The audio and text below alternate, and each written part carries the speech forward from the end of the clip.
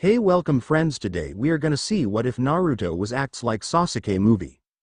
What if Naruto was there are a million billion different universes out there, all at least slightly different from the last. Every decision ever made creates a new splinter universe, while some decisions cause splintered realities to recombine. What if something change? Some variations are quite small and don't survive long on their own. Should I cut my sandwich in half? Should I have peanut butter or jelly? Or both? What if something big change? Some variations are quite large. Should I eat my sandwich, or go torment the neighborhood hobo with the fact that I have a sandwich? Should I run as he chases me with a broken malt liquor bottle? Should I run into the local gun store, steal a gun, and shoot him? What happens if I miss? What if something incredibly ridiculous change? For every possible choice, there is a reality. Some are less explored than others. 1,234,567,890. Now that I have slain my best friend, I have attained the power of the Mangekyo Sharingan. But what is left for me to do? What limits are left for me to test? I must know. 1,234,567,890. Most of us are familiar with Uzumaki Naruto, ramen freak and ninja extraordinaire. Most of us have our own ideas on how his childhood went, and, by some horrible twist of reality, we all technically are right. Yes, in some realities he is abused. Yes, in some realities he develops some unholy lust for some random dude. In most, he is simply ignored by everyone who refuse to acknowledge him. This universe falls, thankfully, into the last category. Naruto tries his best to get people to pay attention to him. He really does. He hasn't gotten into his serious pranking stage yet. Right now, he is rather bitter about the whole thing. He hasn't had his revelation of Hokagehood yet, thus leaving him without a goal to work for. Ya see, Naruto is one of those people with a destiny. No matter how he acts, or what his goal is, he will inevitably reach it, touching and altering everyone's life around him. Some could call him a nexus of chaos. Some could call him a beacon of order. He's worked for both sides, and done essentially everything anyone could imagine. He's been a ninja, a prankster, a priest, you name it, he's been there. But those were other realities. This one, something different was going to happen. Naruto was the catalyst. Unknowingly, he was in the wrong place at the wrong time. All because he was bored, and as most will tell you, a bored Naruto is a bad thing. 1,234,567,890. I know. The next thing I must do is slay my family, for only another Uchiha could rival my power. Therefore, fighting Uchihas would tell me where my limitations lie. 1,234,567,890. So there we have it. A bored, bitter little boy, out looking for mischief, with no direction at the moment. He wanders around town, aimlessly looking for someone to give him the time of day. Because that's all the boy wants, someone to care. Unfortunately, that reality was the next one over. Naruto's gonna get screwed. 1,234,567,890. They all die so easily. Perhaps they don't have enough reason to fight. Or perhaps I am just that much more superior than them. Well, the only one left is Sasuke, and that's only because he's not home. But perhaps he could be the tool to judge my potential. 1,234,567,890. Naruto's aimless wandering led him near the Uchiha district, which was really just a group of houses that surrounded the police headquarters that the Uchihas ran. Seeing that whiny Sasuke kid, he's that kid who always talks about his brother, right? Enter the place. Naruto decided that he would be the perfect target for a prank he just thought up. Pranking was quickly becoming quite the hobby for the young ninja, and he was seriously entertaining the notion of becoming a professional prankster. Unfortunately, the Sandaime would pop that dream relatively soon, only to replace it with the dream of being Hokage. This would lead Naruto down the central path of most universes, that of dedicating himself to becoming the Hokage. Naruto needed a direction to follow, and would always find one, no matter how ridiculous, stupid, or dangerous it was. Sadly, the Sandaime would never have the chance to have that conversation with Naruto. He'd be too busy dealing with the headaches Naruto would soon bring him.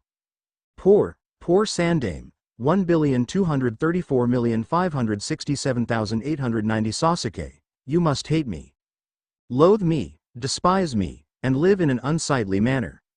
No. 1,234,567,890. In most dimensions, that's the end of it. Sasuke goes on to become an Avenger, Itachi gets the heck out of Dodge, and that's that. This Itachi is having second thoughts, 1,234,567,890. But what if he's not enough? What if he doesn't live in an unsightly enough manner? How can I be sure that he'll be the one to test my potential? Sure, he has the Sharingan, but perhaps I should have another failsafe. Perhaps there's another reason that I am as strong as I am. And, like a walking plot device, Naruto entered onto the scene. How convenient. The Sharingan is known to whip out new powers as its user currently sees fit. It can do everything from predict their opponent's moves, to seeing the color of chakra of bombs buried a foot or so beneath the earth. Itachi decided to combine the power of Tsukiyomi with its lesser-known brainwashing capabilities. He would now have two tools to measure his potential. One would do so by developing his Sharingan and growing stronger in hate. The other one would be Itachi himself, or as close as he could make a 7-year-old kid act like Itachi, with the same drives, goals, and personality. Maybe it wasn't the Sharingan that made him so incredibly powerful, maybe it was just how he was. Itachi wanted all of his bases covered. So he brainwashed Naruto. He brainwashed Naruto into thinking and acting like Itachi himself. Fortunately, he happened to choose the one random kid in all of Konoha who stood a chance of actually pulling it off.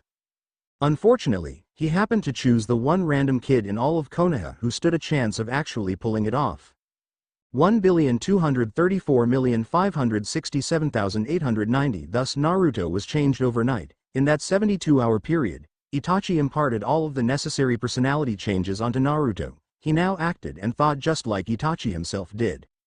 Post-killing his family, Itachi, fear Konoha, fear the terror of a Naruto who is motivated enough to become an S-class ninja as soon as possible, who thinks like an S-class criminal. Itachi left his name untouched, but that was about it. He imparted everything, from combat techniques to one-liners to fashion advice. Everything that made Itachi, was imparted onto the pliable young mind of Naruto.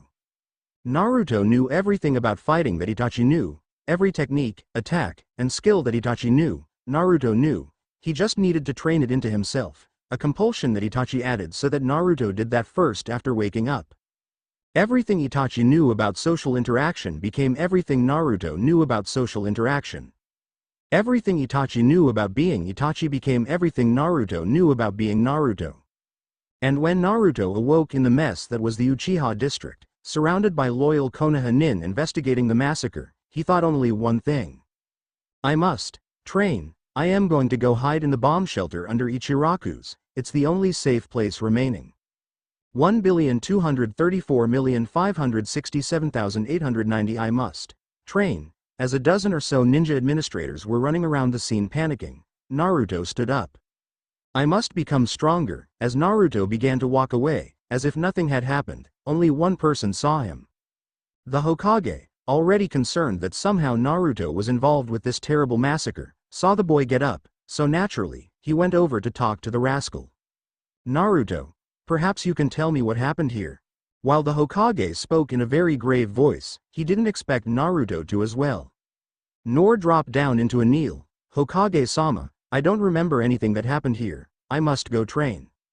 What the? I didn't know Naruto could speak emotionlessly even he tried, or in a monotone. Are you sure, Naruto-kun? Nothing at all? Negative, Hokage-sama. I remember following after Uchiha Sasuke, to prank him. But then I arrived here, and just passed out. Now I must train. And with an unnecessarily large flare of chakra, Naruto shunshined away. When the hell did Naruto learn Shunshin? Or refer to me as Hokage-sama? Or not speak like he was an ADD child on crack? This doesn't bode well. 1,234,567,890. My control. Why is it so bad? Why can I not activate my Sharingan? Perhaps I am just not trying hard enough. As Naruto stood alone in the most private training ground he could find, puzzling over the inconsistencies of he began to meditate, attempting to force his power to the surface. It was something Itachi did regularly, under the assumption that every time he flexed his power, it would grow stronger, just like a muscle would. Unfortunately, Naruto's constant pulling and draining of his own chakra, especially while attempting to pseudo-meditate, was enough to awaken something else in Naruto. 1 2 3 4 5 6 7 8 9 Oh Yawan, Geez, what the heck is the brat doing?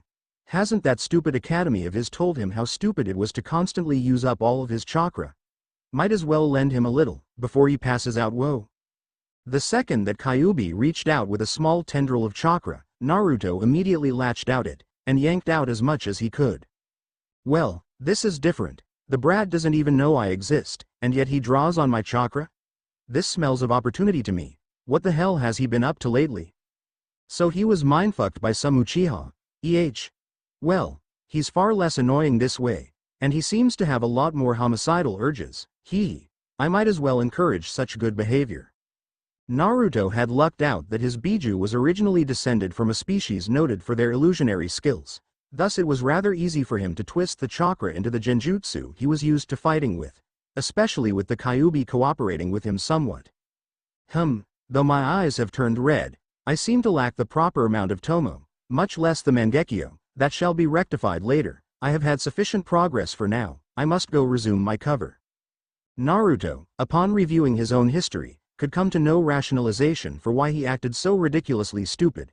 The only explanation he could think of was that he was in some kind of deep undercover work for the Hokage, and that acting like a prankster moron was part of his disguise. Of course, with the new changes, well, it's gonna take him a while to adjust. Now, I must go play a prank, before anyone gets suspicious.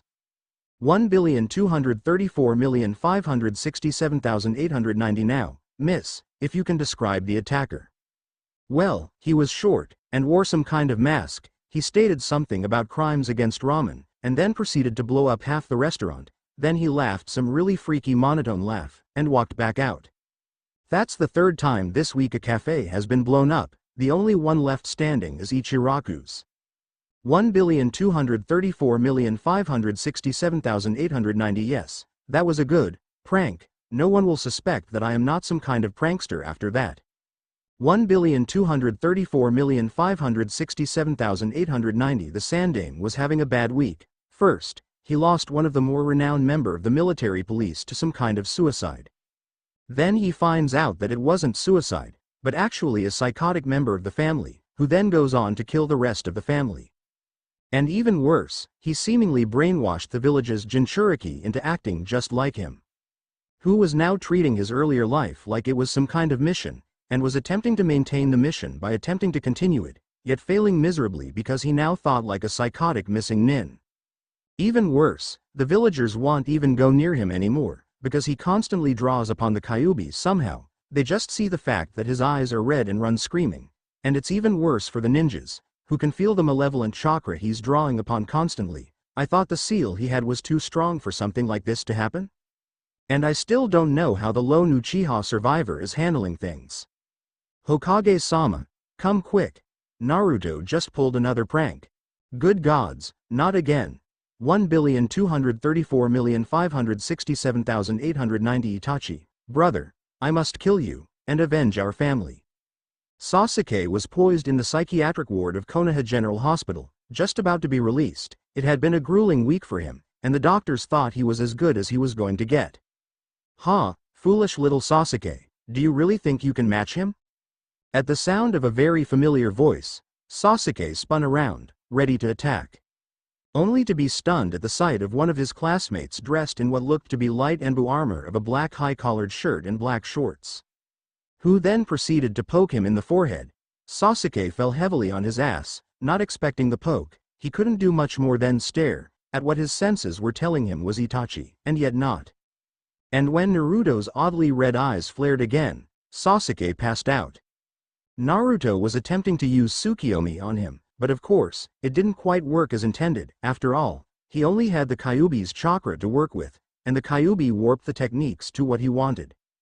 And the fox was having the time of his life, as Naruto's Tsukiyomi attempts worked by drawing a person into the seal with the Kyuubi. They weren't actually there, so the Kyuubi couldn't really do anything to them, but he was still damn scary.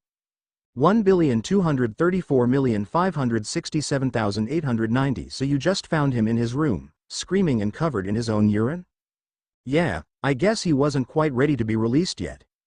1,234,567,890. And so it went. Naruto continued to train, quickly mastering everything that had already been implanted into his head. By the age of 9, he had managed to replicate every single one of Itachi's techniques. They don't quite all work the same, especially the ones involving the Sharingan. The Kyuubi, encouraged by Naruto acting like an emotionless killing machine instead of a ramen-happy kid, let Naruto have a better grasp of its chakra, which Naruto used to twist into the Mangekyo Sharingan techniques. The Kitsune's chakra naturally lent itself to Genjutsu, which Naruto used to replicate Sharingan hypnosis, and Naruto hypercharged his body with so much chakra that his reflexes improved to almost Sharingan level, anyway. The only thing Naruto could not do was copy jutsus, not that it mattered, as Itachi had imparted tons of copied techniques already. However, all was not well for the village, particularly not for its frustrated Hokage, who made a mistake in his dealings with Naruto. One that it was too late for him to fix. 1,234,567,890. -3 days prior. Hokage-sama, you ordered my presents? Yes, Naruto-kun, it's about your, mission. The mission is being completed successfully. No one has caught onto my deception as of yet, merely thinking me a foolish young boy, though some of the instructors at the academy seem suspicious. He keeps on going on about this mission. Maybe I can use that to my benefit? Yes, about your mission. Actually, there are numerous people who are becoming suspicious of you, seeing through your deception. You must not allow that to happen. Some of them are rather dangerous, and would like nothing better than to use your actions against me. So, try to maintain your act better, perhaps do more childish pranks. Just remember your cover, and don't get too, out of character, like using random genjutsu on people to cover your tracks. They all still remember that it was you who did it. It shall be as you command. Hokage-sama. Luckily, not all of Itachi carried over, and Naruto's intense respect for the Hokage remained, thus causing him to listen to all of his orders just as the Anbu captain that Uchiha Itachi was had. Though I have to wonder where he managed to get that light armor from. 1,234,567,890. Unfortunately for the Hokage, the only thing that Naruto focused on in that talk was the fact that the Hokage had enemies who were inconveniencing him. And there was really only one way that Uchiha Itachi dealt with inconveniences. 1,234,567,890. Thank you for the reports. Sai, go resume your training. Deep in the hidden lair of roots, Danzo was perusing documents pertaining to the vessel's latest insanities. You fool, Sarutobi, supporting the vessel for all those years, saying he should get to live his own life. Now his pranks have turned sadistic, killing that yakitori vendor, and telling his son to live in an unsightly manner. Now I have the means to get you ousted from office, and take power on my own. Boohahahaha.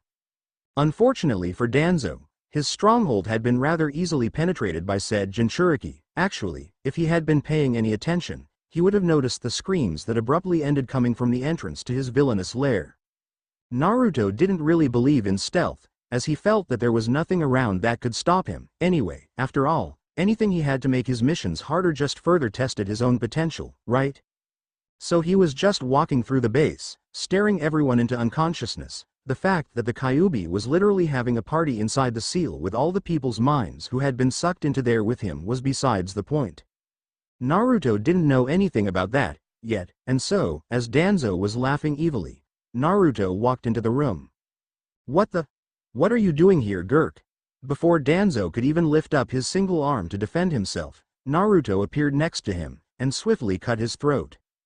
Picking up all the nearby documents, Naruto swiftly removed Danzo's head, wrapped it up in a spare cloak, and disappeared.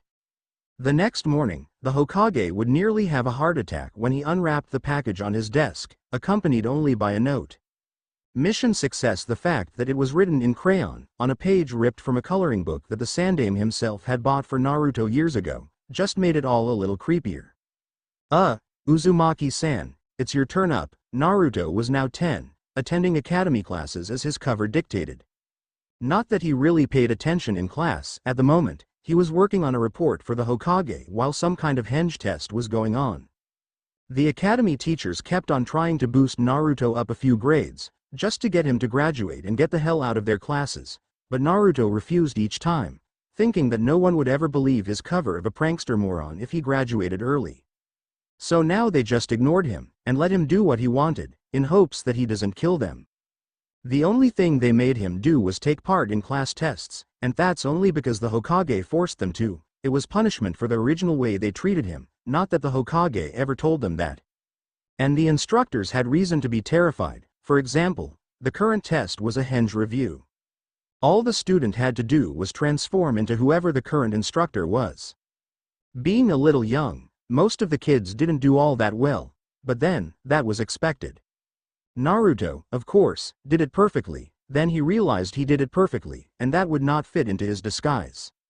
So abruptly after doing a perfect henge, Naruto would utilize his Mangekyo Sharingan to knock the instructor out, and think that that would make them forget what had just happened.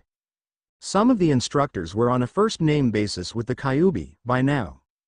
1,234,567,890 Haruno-san, NN Naruto-kun.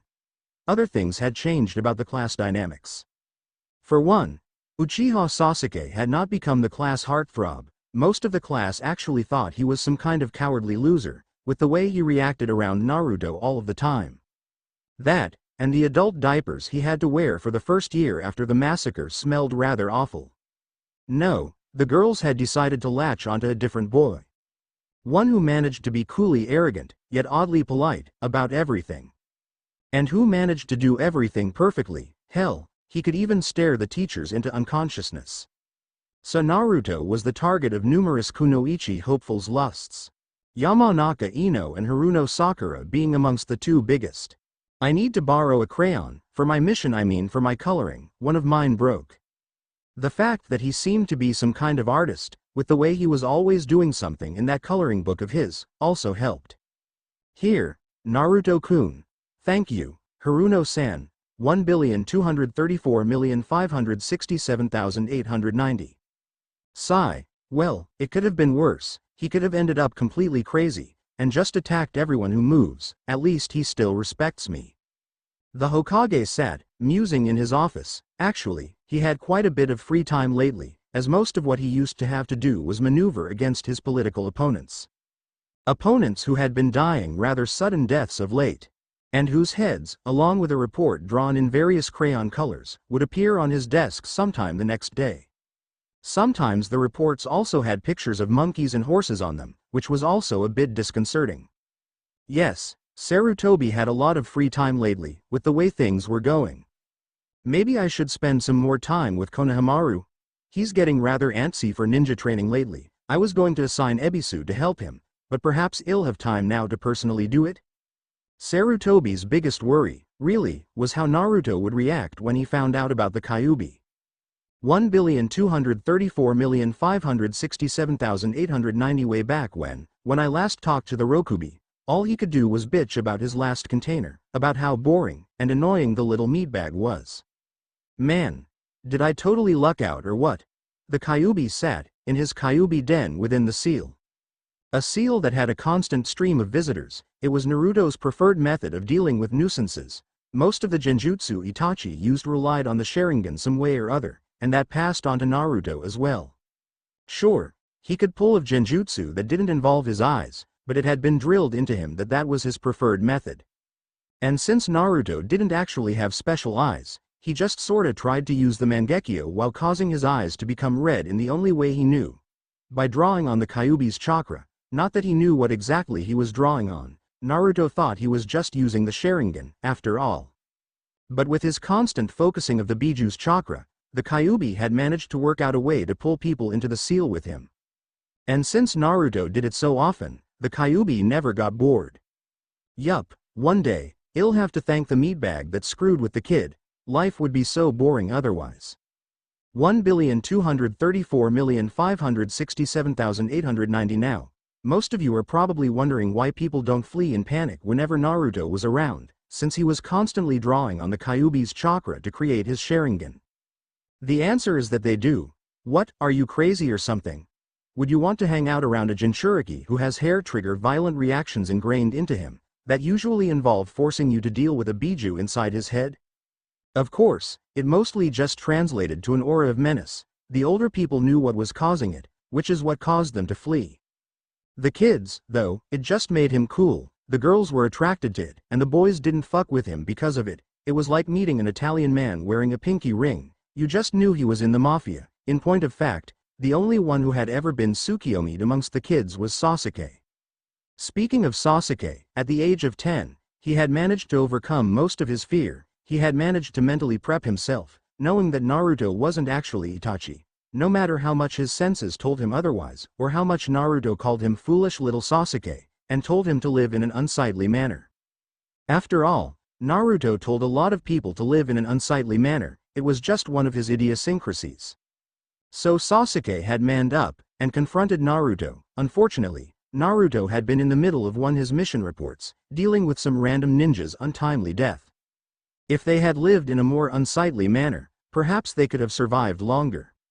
With Sasuke bothering him, Naruto merely smacked him away, and proceeded to draw a pretty flower to distract people away from the report he was writing. Of course, Ino happened to see him drawing the flower, and took that as a sign of his eternal love for her, and her shouts of joy started a catfight between her and Sakura, not that Naruto noticed. No, he was now looking at Sasuke, who had interrupted his mission. Who was now getting back up from where he had been smacked too.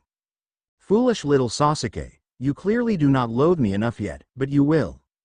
And with that, Sasuke was drawn into the Kyuubi seal, yet again. That event, and variants of it, was repeated many times throughout Naruto's academy days. It directly led to Sasuke gaining the Sharingan at age 11, after being chased around by the Kyuubi for probably the 13th time. His body decided he needed it to survive. 1,234,567,890. Look, let's just talk to the Hokage. Hell know how to handle class rankings. Yeah, Uzumaki won't sick the Kyuubi on him, probably. The academy instructors, Iruka and Mizuki, were having a dilemma.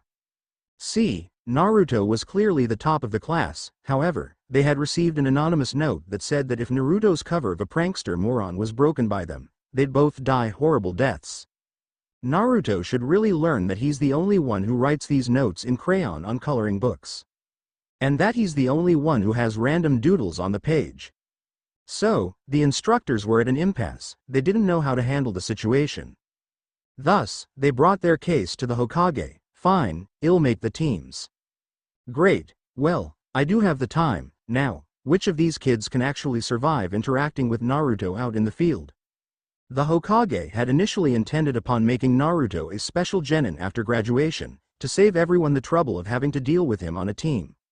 Naruto said no, if I am made a special genin, then people will see through my cover. No, I must continue to act as I have. Hokage-sama, assign me to a normal team, and I will maintain my surveillance. Well, we can't put him with the Uchiha, that'd just be too mean. The Aburame kid's bugs won't get anywhere near Naruto, either. So he's out. That Hyuga girl always passes out whenever she activates her Byakugan around him. Must be because of the demonic aura surrounding him, or something. She's out too.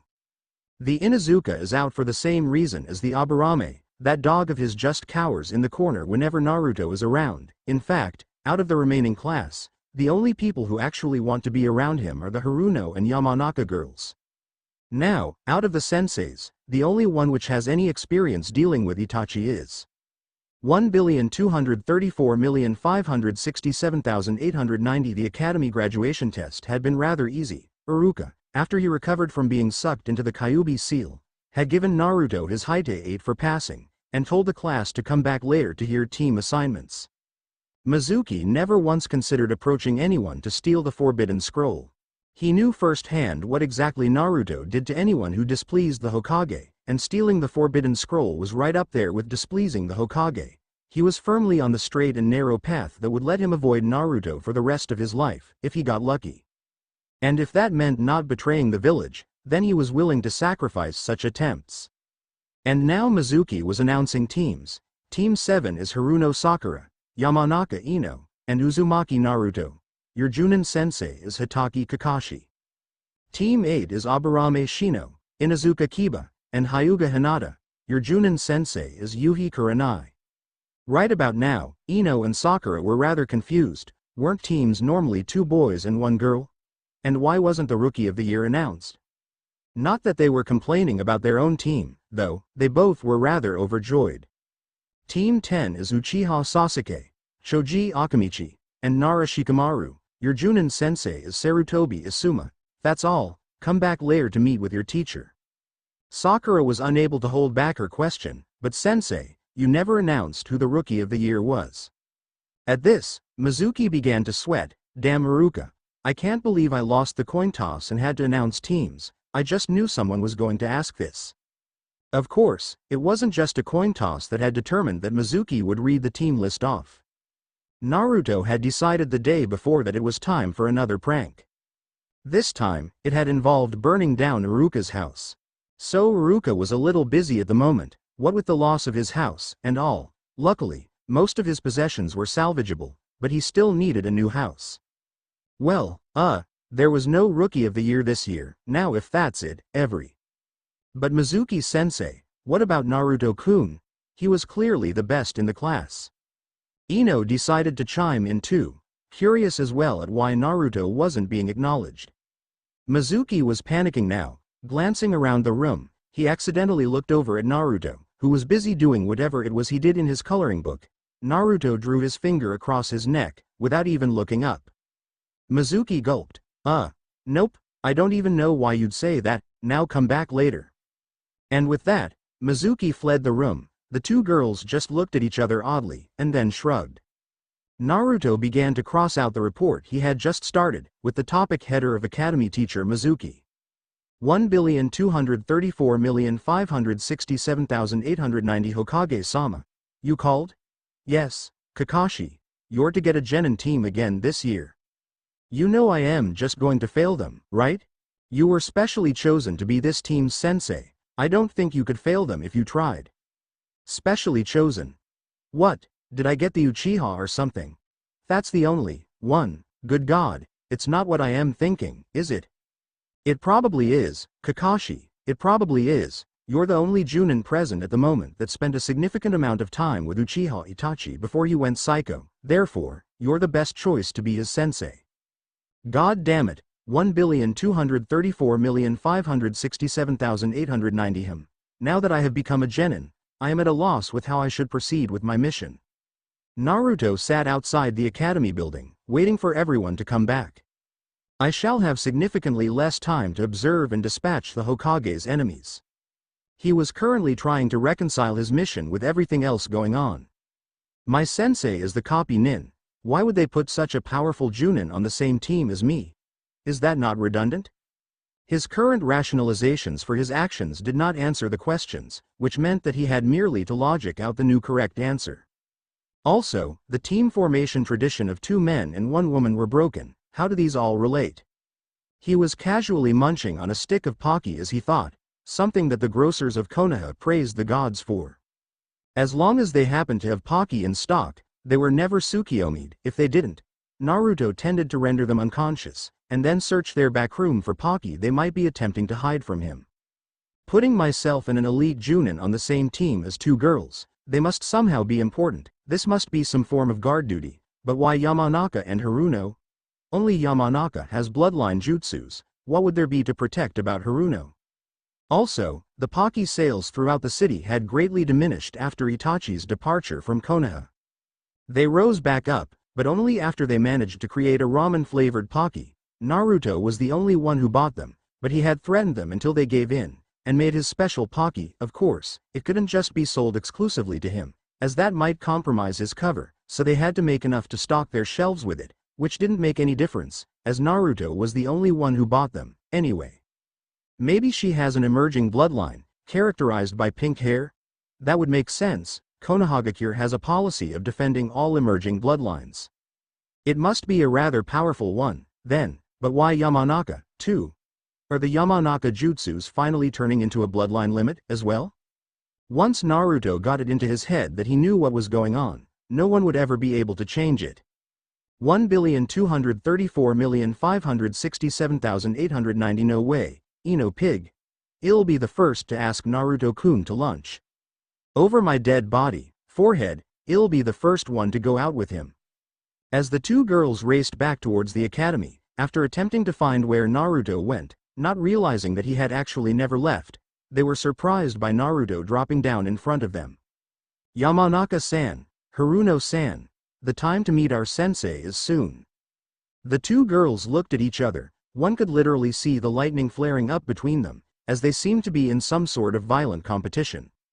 Or so it seemed to Naruto, who merely had Itachi's understanding of people, and, for Itachi, anything that involved competition, especially violent ones, inevitably led to somebody's death. That is no good. I will have failed my mission already if they kill each other. And so, before the girls even realized what was going on, Naruto swooped in and swiftly knocked them unconscious. Yes, this is much safer. With that, he picked them up and swiftly made his way back to the academy. 1,234,567,890. Is everyone here? Does everyone know their teams? Iruka had been unable to find Mizuki since he last saw him, right after his house had burned down. Mizuki had, after fleeing from Naruto for what he hoped would be the last time in his life that he saw him, promptly went to a bar to celebrate. He'll be there for next 2 days, okay, just have to avoid provoking Uzumaki. What the? Why are his teammates unconscious? Unable to hold himself back, Iruka voiced his question aloud, before realizing what a stupid thing he had just done. Does anyone know why Ino and Sakura are unconscious at their desks? At least Naruto had been nice enough to sit them in their seats, instead of just leaving them on the floor or something. I had to subdue them before they killed one another. I mean, I don't know how it happened. Iruka-sensei. Dadbeo. Oh crap, and as Iruka was once again sucked into the Kyuubi's seal, because Naruto was attempting to wipe from the teacher's mind what he had just told him, the class ground to a halt. After a few minutes of the Junin just standing outside, waiting to be called in, a few walked in to see what the hold-up was. What the hell? Why is the teacher passed out on the floor? Sarutobi Asuma was usually out on missions. Even after his stint as one of the 12 guard ninjas of fire, he was usually busy. He also never really listened to his father when he tried to tell him all the things he had missed out on, thinking the old man was just rambling. One of the things he had always ignored is something he'd soon regret. He is unconscious because he knew too much, because he had to take a nap. Dadbeo. Asuma looked over at the small blonde child wearing what looked to be light Anbu armor, and quickly regretted it. Of course, it would take him about 20 minutes to regain full consciousness, but then, that just meant that the Iruka had a temporary distraction to use to hide from the Kyuubi. The Kyuubi could never resist going after the new guys to the seal first. 1,234,567,890. What the hell? Where am I? Asuma looked around, confused at what had just happened to him. The first he saw was that Chunin Academy teacher, Iruka. He seemed to be sitting at a desk, desperately filling out what looked to be a huge stack of forms. Muahaha. So, I get someone new to play with? Asuma stood still, then began to slowly turning around. I know I am gonna regret looking. Oh god, what the hell is going on? I see that you recognize me, then again, if you didn't, I'd probably just call you an idiot. Kyuubi no Kitsune. What the hell? Yes, my vessel has developed a jutsu that brings people into the seal with me. I get to torture them for a little while before they leave, but hey, it's more than most Biju can say. Torture? But what the hell is Iruka doing over there, then? Him? Well, at the moment he's filling out my son's financial aid forms for college, attempting to get him as much money as possible without revealing that he can easily afford college at his own cost. He's been doing my taxes for the last few years, actually. Tax returns? You have a son? Well, they're demonic taxes. They tend to be even more of a pain in the ass to fill out than regular taxes. And what to do with you? Well, I normally break new people in with a hopelessly impossible task. Asuma kept on looking around, hoping to find some kind of exit. He looked over at Iruka, and saw the man literally crying on the forms. If normal taxes are bad, I actually feel sorry for the guy. But before Asuma could make a move to escape, Kyuubi spoke up. Well, I already sent the last newbie to a Turkish football game, and had him make sure that nobody got killed in a riot. Ooh, I got a good one. You'll play the original ET video game, and not only have to beat the entire thing, but you can't break the controller or the system in the process. Well, that doesn't sound that bad, but what's a video game? Oh, you'll see.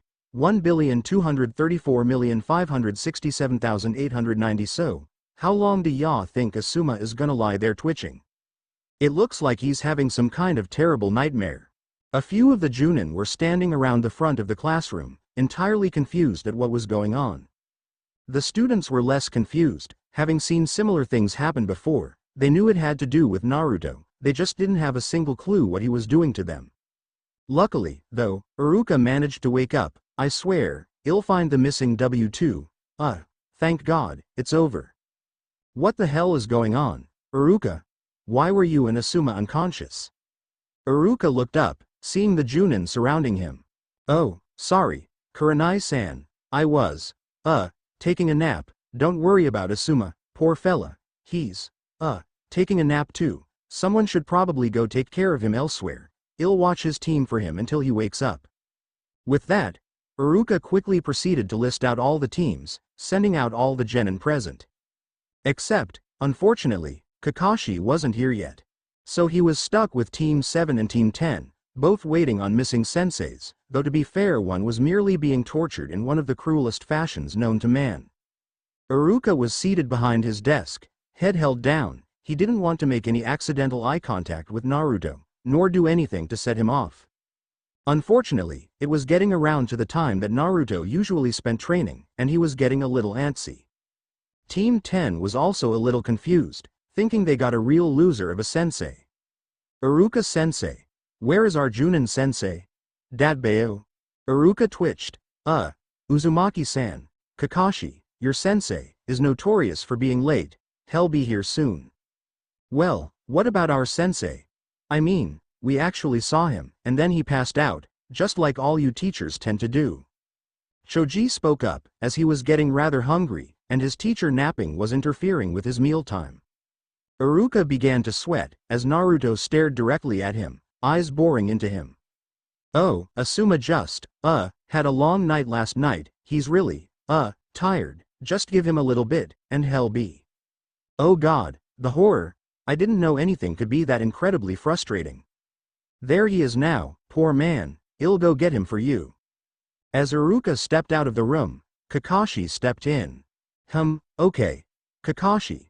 All ya have to do is not look in his eyes, treat them like every other team you've gotten, and make it through tomorrow. It's all you can do. Kakashi sat on the roof of the academy building, waiting for his genin to join him. He had shunshined up to the top, and had promptly turned around. Which was the only thing that had saved him from being Tsukiyomi'd when Naruto shunshined up after him. Naruto took the fact that Kakashi's back was turned that he hadn't noticed Naruto shining, so Naruto immediately teleported back to the classroom, and walked to the roof behind the girls. Yes, just have to avoid looking him in the eyes. Kakashi-sensei. Why are you staring over there? No reason. First, let's introduce ourselves. Before Sakura could speak up, and ask how exactly they were supposed to do it, Kakashi spoke again. Naruto, you go first. I am Uzumaki Naruto. I like ramen. I dislike the 3-minute time period it takes for ramen to be fully cooked. I desire to become the Hokage, Dadbeo. More hesitantly, the two girls followed the same pattern that Naruto used. As they finished up, Kakashi began to initiate his plan to pass the team without actually having to fight Naruto. And I want to be a strong kunoichi. That's nice. My name is Hitaki Kakashi. And I'll be your Junin sensei. Now, there's something you three should know. Just passing the academy exam does not automatically make you a genin. You also have to pass a test given by your assigned Junin. Meet me at the Heroes Monument, tomorrow morning at 8:30. I highly recommend you not to eat anything, wouldn't want you to throw it up. With that, Kakashi shunshined away. Ino looked over at Sakura and Naruto. You have any idea why he never turned and looked at us? 1,234,567,890 on a team with Naruto-kun.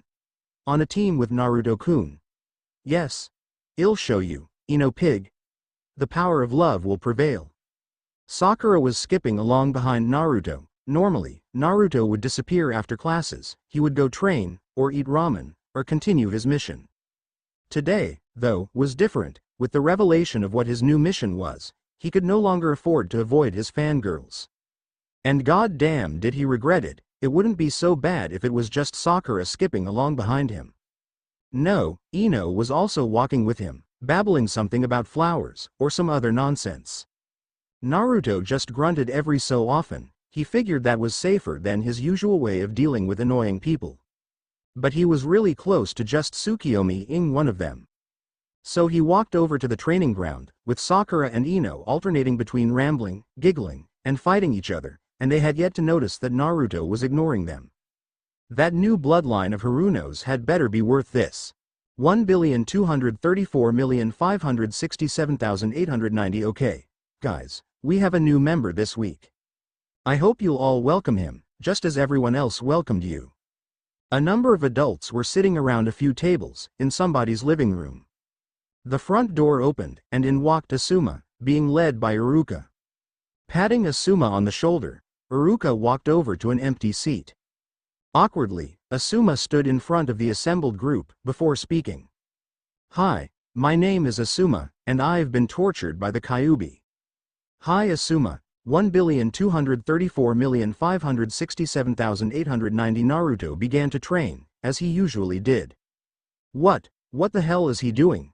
Ino and Sakura could only really stare in awe. Why does he keep on staring at those poor birds? And why do they keep on falling out of the trees? Or maybe it was confusion, the two are sometimes mistaken. What the hell? Did he just make a buncheon? How did it pick up the bird? He knows a solid buncheon. Oh my god, that poor bird. How could he blow the clone up like that? To kill the bird? Perhaps disgust, there was probably a little bit of disgust thrown in there. Naruto looked up. Yamanaka, Haruno, why do you continue to stare? I am attempting to train here, do you two not train? Sakura and Ino looked at each other, not sure how to respond. Ino spoke first. Well, I usually don't blow up small forest animals as I train, Naruto-kun. Ah, I see, Dadbeo. Yeah, Naruto-kun. I normally train against Ino here, or somebody else from the class. I will consider your advice, perhaps I should continue training later, I have to attend to some private business. Now, I will escort you two home. When the two girls began to argue who should be escorted home first, and who should be saved for last, Naruto could not take it, and proceeded to knock the two out again, and just carried the two home. If they knew what had happened, they'd have probably squealed at being held by their Naruto-kun. Most others who knew Naruto would merely think lucky, seeing how Naruto subdued them without using the Kyuubi. 1,234,567,890, and he wouldn't let me stop, no matter how impossible it was to get the stupid things out of the stupid craters. Yes, the Kyuubi is truly evil, you aren't alone, though, everyone here has been tortured by the Kyuubi in some manner, and lived to tell us about it. For example, being one of Naruto's primary teachers, he's had me doing his taxes, and every form of paperwork imaginable that have to do with his finances, up to and including buying his son porn with his credit cards, and keeping the info off his credit card bills, so his wife can't see it, and as far as I know, the Kyuubi doesn't have a wife or son. Yeah, as Naruto's other main teacher, I've also dealt with him regularly. At first, it wasn't so bad, as he just had me reading these cool little booklets he called comic books. At this, Mizuki shuddered, and wiped his face, but then the Kyuubi started pointing out plot holes, and had me start reading comics that contradict the ones I had already read. Is he crying? And then he made me start resolving all those plot holes, and whenever I managed to resolve one, he'd point out another problem, or more contradictory info. And I always had to resolve it for him, in a logical manner. It was never enough. Some random civilian that Asuma didn't know, it was one of the grocers that took too long in supplying the ramen paki, helped Mizuki to his feet, and walked him over to a bathroom. Yes, Iruka and Mizuki are true heroes of Konoha, dealing with the Kyuubi for years as well as they did. I couldn't last as long as they did, that's for sure. The Kyuubi had me watch this terrible TV show, with 4 evil little creatures called Teletubbies. I nearly gouged out my own eyes. 1,234,567,890. Hokage-sama, I have terrible news. An Anbu had arrived in the Hokage office, trembling in fear. What is it, Anbu-san? The Hokage turned around from where he had been staring out the window, and saw the mask of the Anbu who was addressing him. It was the mask of the Anbu he had assigned to watching Naruto. Naruto's new teammates followed him to his training grounds. Naruto knew he was being watched by Anbu when he asked the Hokage, the Hokage merely told him that the Anbu was his backup, in case of any possible problem. Naruto bought it, so they saw him train? They had to know that he's far above them, skill-wise. Worse, Hokage-sama, they saw what he trained on. Good God, no.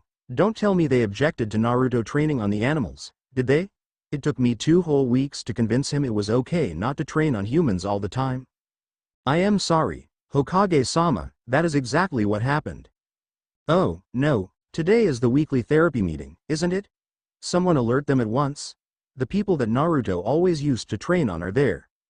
1,234,567,890 and then, he had me read these gay stories, that used people that I knew for everything. I still can't look at Kakashi the same way.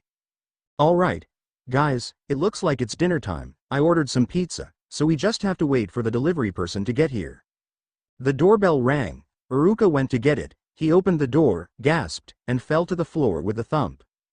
Because in the doorway, wearing a blood-covered pizza boy hat, holding a few boxes of pizza, was Naruto, with his eyes glowing red. It was pandemonium, filled with people screaming and running, only to get sucked into the seal, one at a time. Eventually, it was only Asuma left. Asuma had been using the old "if I can't see him, he can't see me" strategy, covering his eyes, and trying to hide in a corner. After a few minutes of silence, he felt it was safe to open his eyes. Boy, was he wrong. 1,234,567,890 well, look at everyone who decided to come for a visit.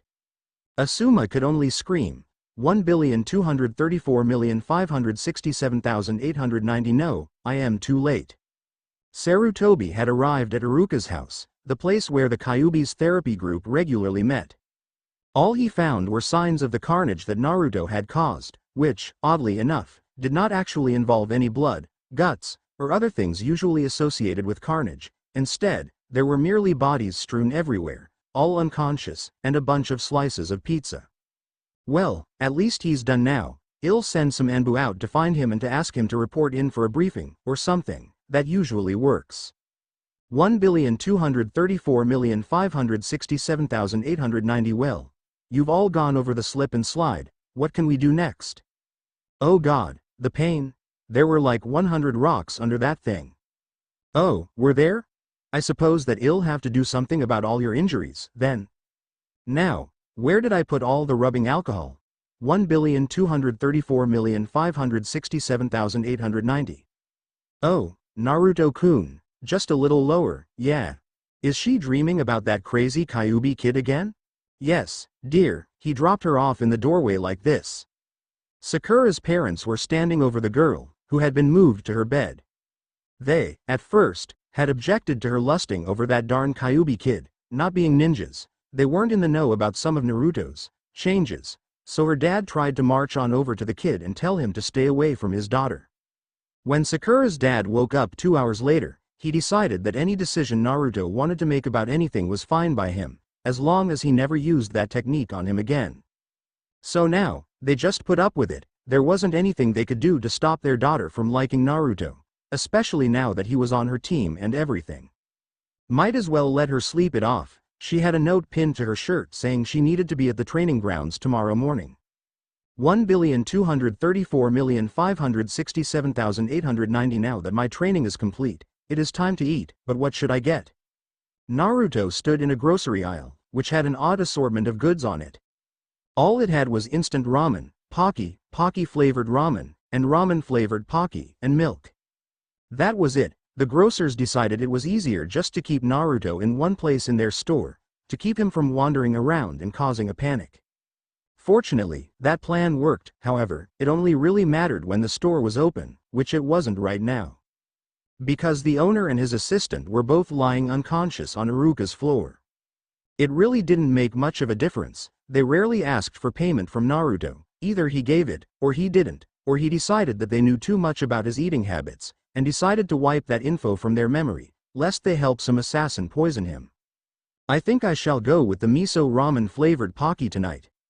1,234,567,890 oh the pain. My arms burn. Why did you pour rubbing alcohol on my open wounds? It burns, does it?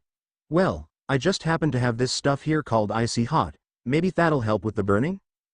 1,234,567,890. Just as Naruto left the grocer, an Anbu intercepted him. Naruto-san, the Hokage would like to speak with you. Naruto nodded, and quickly made his way over to the Hokage tower, all the while wondering if perhaps the Hokage would tell him what Haruno's blood limit was. He arrived at the tower, and made his way to the top. He found the Hokage sitting at his desk, waiting for him. Now, Naruto, what have I told you about training on humans? You stated that it was unnecessary, and that forest animals could substitute just as well. So why did you do what you did over at Iruka's house? Because Yamanaka and Haruno told me that killing forest creatures was unusual, and anything that causes me to stand out hurts the mission.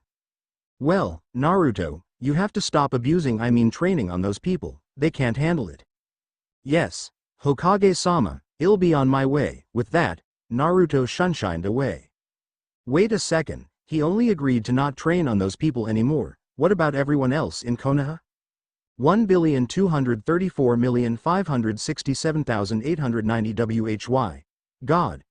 Why must you have me endure this terrible, terrible pain? So the massages didn't help you soothe your aching muscles, I take it?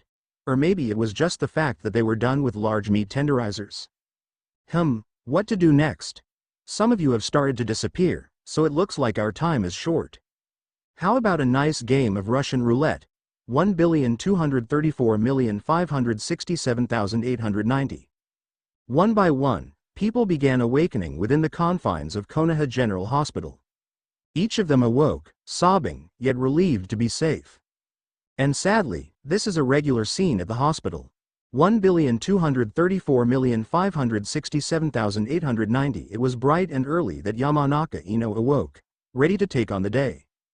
After being told that KY air, Naruto kid carried you home, Ino could hardly contain her glee.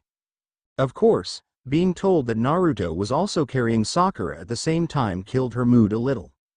But even then, Ino went to sleep in preparation of her big test the next day. One she was sure she'd pass because Naruto was there. The fact that she was correct does not excuse the fact that she was right for the wrong reason. 1,234,567,890 I can't always stand with my back to Naruto. I need some kind of protection. Sunglasses probably won't work well, as they don't fit over my forehead protector. Maybe a mask? I can't go around wearing an Anbu mask anymore. As Kakashi perused the masks at the local costume shop, one particularly struck his eye. I don't quite know why, but that orange one over there reminds me of Obito. 1,234,567,890 Alright. I've got enough face and eye protection here to last me a lifetime, or maybe a few weeks, and I also got that mask that reminds me of Obito so much. Now all I have to do is avoid looking Naruto in his eyes. 1 2 3 4 5 6 7 8 9 0 11 o'clock a.m. rolled around, and Naruto was getting frustrated. Kakashi had yet to show up, that was expected. Kakashi was well known for being late, so Naruto knew that this was normal. No, what was annoying was how the two girls kept on glaring at each other. It had started when Ino had declared to Sakura that it doesn't matter that Naruto-kun took you home last, he still likes me more. Sakura, having no clue that Naruto had taken her home last, immediately started to victory dance. Ino took offense to that. Naruto let them roll around fighting, until they accidentally crushed one of his boxes of Pocky. It took all of Naruto's willpower not to kill Sakura, though the massive hole that Naruto's punch created next to her head freaked her out a little. Naruto apologized for his reaction, and politely asked the two to stop fighting. But it looked like they were dangerously close to starting again. Before the girls could really incite Naruto's wrath, Kakashi appeared. Sorry I am late, I had an appointment with my fortune teller, and she told me that I should sleep in late today. Kakashi waved away the girls' loud protestations, and turned to look at the monument, which, coincidentally, was in the opposite direction of his genin team. Pure coincidence, that. I hope you all remembered not to eat. Both girls immediately looked over to where the crushed box of Pocky sat, and then at Naruto. Naruto just continued staring at Kakashi. Well, the test is, as Kakashi described the bell test, and the statistics behind the genin tests in general. Naruto nodded. Yes, this is what is standard. Kakashi's bell test is about teamwork, I believe. He'll just take the bells and give them to the girls. Kakashi must also know about the mission, so he'll understand that I must beat his test. Still facing away from the team, Kakashi attached the bells to his belt and slipped something onto his face. The second he said go, both girls disappeared into the brush. Kakashi turned around to face Naruto. Kakashi, your eye is no match for mine, perhaps that is why you wear those sunglasses. Yup, while he was turned away, Kakashi had slipped on a pair of sunglasses. Naruto, deciding to end this quickly utilized his Tsukiyomi, and when Kakashi slumped to the floor, he walked over and took the bells. Naruto then went off to look for where the girls managed to get themselves off to. The second Naruto was out of sight, Kakashi sat up. Phew, thank God he couldn't tell that I wasn't looking in his eyes. Unfortunately, Kakashi had slumped to the ground the wrong way, and the part of the glasses that went over his height had snapped when he hit the ground. Lousy cheap sunglasses, 1,234,567,890 Yamanaka, Haruno, I have recovered the bells. Sakura and Ino had made their way away quickly from Kakashi, and had, by luck, met up soon after. They had been in the process of trying to find Naruto when he appeared in front of them. Alright, Naruto-kun, you're amazing. Yeah, awesome. But, Kakashi said only 2 of us will pass. What's going to happen to Sakura when you give me that bell? What? No way, Ino. He's gonna give me the bell. Seeing the situation rapidly spiral out of control, Naruto swiftly gave each of them a bell. This is how one passes this test. Teamwork is the purpose. Now, let us return to the monument. 1,234,567,890 Kakashi, on the lookout for the team's return, had resumed his previous position on the ground, with the broken sunglasses back on his face. He waited a few minutes, with the kids just staring at him. Frankly, Ino and Sakura were used to this kind of thing, before getting back up. I see Naruto gave you 2 the bells? Then he explained the importance of teamwork. Teamwork is? Kakashi continued his practiced spiel on teamwork, all the while facing the monument. Naruto was concerned, though, no one had ever recovered that quickly or easily from his Tsukiyomi before. It must be because he also has a Sharingan. We will begin taking missions tomorrow, as the new Team 7, dismissed. With that, Kakashi teleported away. I wonder why he never wants to look at us. So, you want to go have lunch with me, Naruto-kun? No way, Sakura, he'd rather have lunch with me. I must go train. Dadbao, I will see you tomorrow. Both girls sighed as Naruto teleported away. 1,234,567,890. Hokage-sama said I could not train on the same people anymore, therefore, I must find new people to train on. As Naruto walked through the woods, he came upon a different training grounds. One with a team already at it. They will be as good as any, I suppose. As Naruto got closer, he recognized the Junin leading the team training. Maida Guy, Taijutsu Master, he shall be a good target. Naruto walked into the clearing, and Team Guy looked up. Oh, ho, Uzumaki Naruto, I understand that you have just been assigned to my eternal rival? Naruto was taken aback. Most people did not greet him so boisterously. Actually, most people greeted him with trepidation, as befitting someone as powerful as him. Guy must be as strong as he is reputed to be. Yes, and it is time for me to train. What the hell is he talking about? Neji vaguely remembered the name Uzumaki Naruto from his time at the academy. Most of the teachers refused to talk about him, other than that they were afraid of him. Bah, there's no way he could be as strong as me. Tenten didn't even have that vague recognition of Naruto from school. From the way Guy had greeted him, he must have been strong. Then he attacked Neji, too swiftly for her to follow, so she promptly started to launch a counterattack. The Hyuga prodigy is not as strong as people say. One punch and a Tsukiyomi, and he is down. That girl, though, has good aim. She will be next. Before Naruto could attack Tenten, though, Lee appeared in his path, and accidentally took the Tsukiyomi meant for Tenten. Could this be Naruto's version of the Sharingan I hear so much about? The one that pulls people into the seal? I can't let him do that? Guy appeared behind Naruto, swiftly chopping at his neck. Right before it hit, Naruto exploded. Bunshin Daibakuha? Where is he, then? Before Guy could check, Naruto appeared in front of him and swiftly sucked him into the seal, too. Tenten stood alone, with her teammates' bodies surrounding her. Am I allowed to give up? Immediately, Naruto stepped back. Of course, this is only training, after all. Perhaps I shall train with your team again, at a later date, Dabbeo. Naruto shunshined away. Tenten slumped to her knees. Somehow, she knew that she narrowly avoided a terrible fate. 1,234,567,890 This cannot be. This cannot be my fate. Neji stood within the seal, watching a vision of himself that a disembodied voice told him was his future. And if I cannot run 200 laps, I'll do 500 push-ups, and if I cannot do 500 push-ups, I shall climb the Hokage monument with one hand. I am burning with the flames of youth. There's no way I'd ever become like Lee, oh god, but what if this is fate? One can't fight fate. What to do with the two of you? What most people would find torturous, you two would love. Well, I think I have an idea, since you both love to train so much. The doctors at the hospital were stumped at the way Lee and Guy would twitch uncontrollably whenever someone said the word cat. Author's notes. For those of you who didn't get the reference, Lee and Guy underwent the training for the Neko Ken, from Ranma 1/2, a terrible thing to do to a person, that. Kakashi and Tenten have both discovered unique ways to avoid being Tsukiyomi'd. Kakashi is doing his best to not look at Naruto, or if he has to, fake him out. Tenten merely gave up. Want the people over at the Kyuubi support group feel stupid when they hear about that? Do these stupid D-rank missions get any better?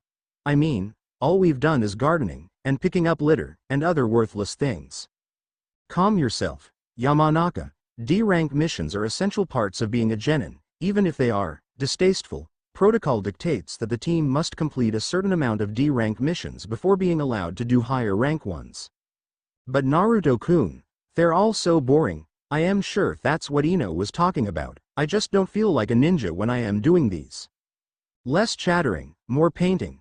Kakashi, reclining under a nearby tree, looked on as his team attempted to paint a fence, or rather, Naruto was attempting to paint a fence, with Sakura and Ino bitching about it. Naruto turned around and glared at Kakashi, who pretended that he didn't notice. Kakashi-sensei, do you really have to wear those opera glasses to read your book? Yes, now paint. 1,234,567,890 This is the most unusual trauma case I've ever seen, and I've been observing the results of Uzumaki's work for years. What exactly is the problem with them, Dr. Sarutobi was having a meeting with the doctor in charge of Naruto affairs. His official and only real duty was to monitor all those who interacted with the Kyuubi. It seems that the Kyuubi has somehow instilled within Rock Lee and made a guy a phobia of cats. Even the mere mention of a cat causes them to twitch uncontrollably at the very least, and run in terror at the worst. I have a feeling that something terrible would happen if they stay within a cat's presence for too long, but thus far that has yet to happen. I see. Carry on with your work, Doctor. 1,234,567,890. Could that really be my fate? Will Guy somehow taint me, the same way he twisted Lee? The doctor here told me that none of that was true, but he wouldn't tell me why. What would he know of fate, anyway? Neji, are you okay? Neji was seated on his hospital bed, pondering life, the universe, and everything, which apparently dictated that he would soon be wearing green spandex and shouting about the flames of youth. Tenten had come to visit him, and was disturbed by his odd silence. Neji's head snapped up at her voice. Tenten, do you know what Uzumaki did to me? What exactly happened during and after the fight? Yeah, he punched you, and did something to knock you out. He just sorta looked at Lee and Guy, and they were both knocked unconscious, too. Right before he could stare me out cold, I surrendered, and he immediately stopped fighting. Apparently, this was training for him. About a minute after he left, several Anbu arrived, and took you guys to the hospital. They were very confused at why I wasn't unconscious, too, and they had the weirdest looks on their faces when I told them what had happened. So, Uzumaki can somehow force people to see into the future? Or make people believe he can? Are you alright, Neji? I am not sure. Tenten, what happened to Guy-sensei and Lee? Well, Well, never have to do that cat-catching mission again. Ya see, they were somehow tortured. 1,234,567,890 life is so much better when I don't have to see Naruto every day, without him here all the time, torturing me with his demon visions. I can train to kill him. And Itachi. But, who should I kill first? Itachi, so cruel, so evil, he killed my entire family.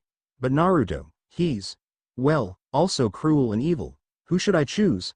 I must kill them both. He's doing that weird inner monologue thing again, isn't he, Shikamaru?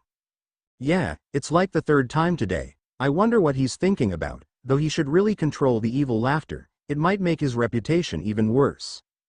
I am not sure if that's even possible, so, do y'all think Asuma-sensei will ever get around to training us? He said something about needing to go to the doctor or something. We're supposed to train on our own, I think.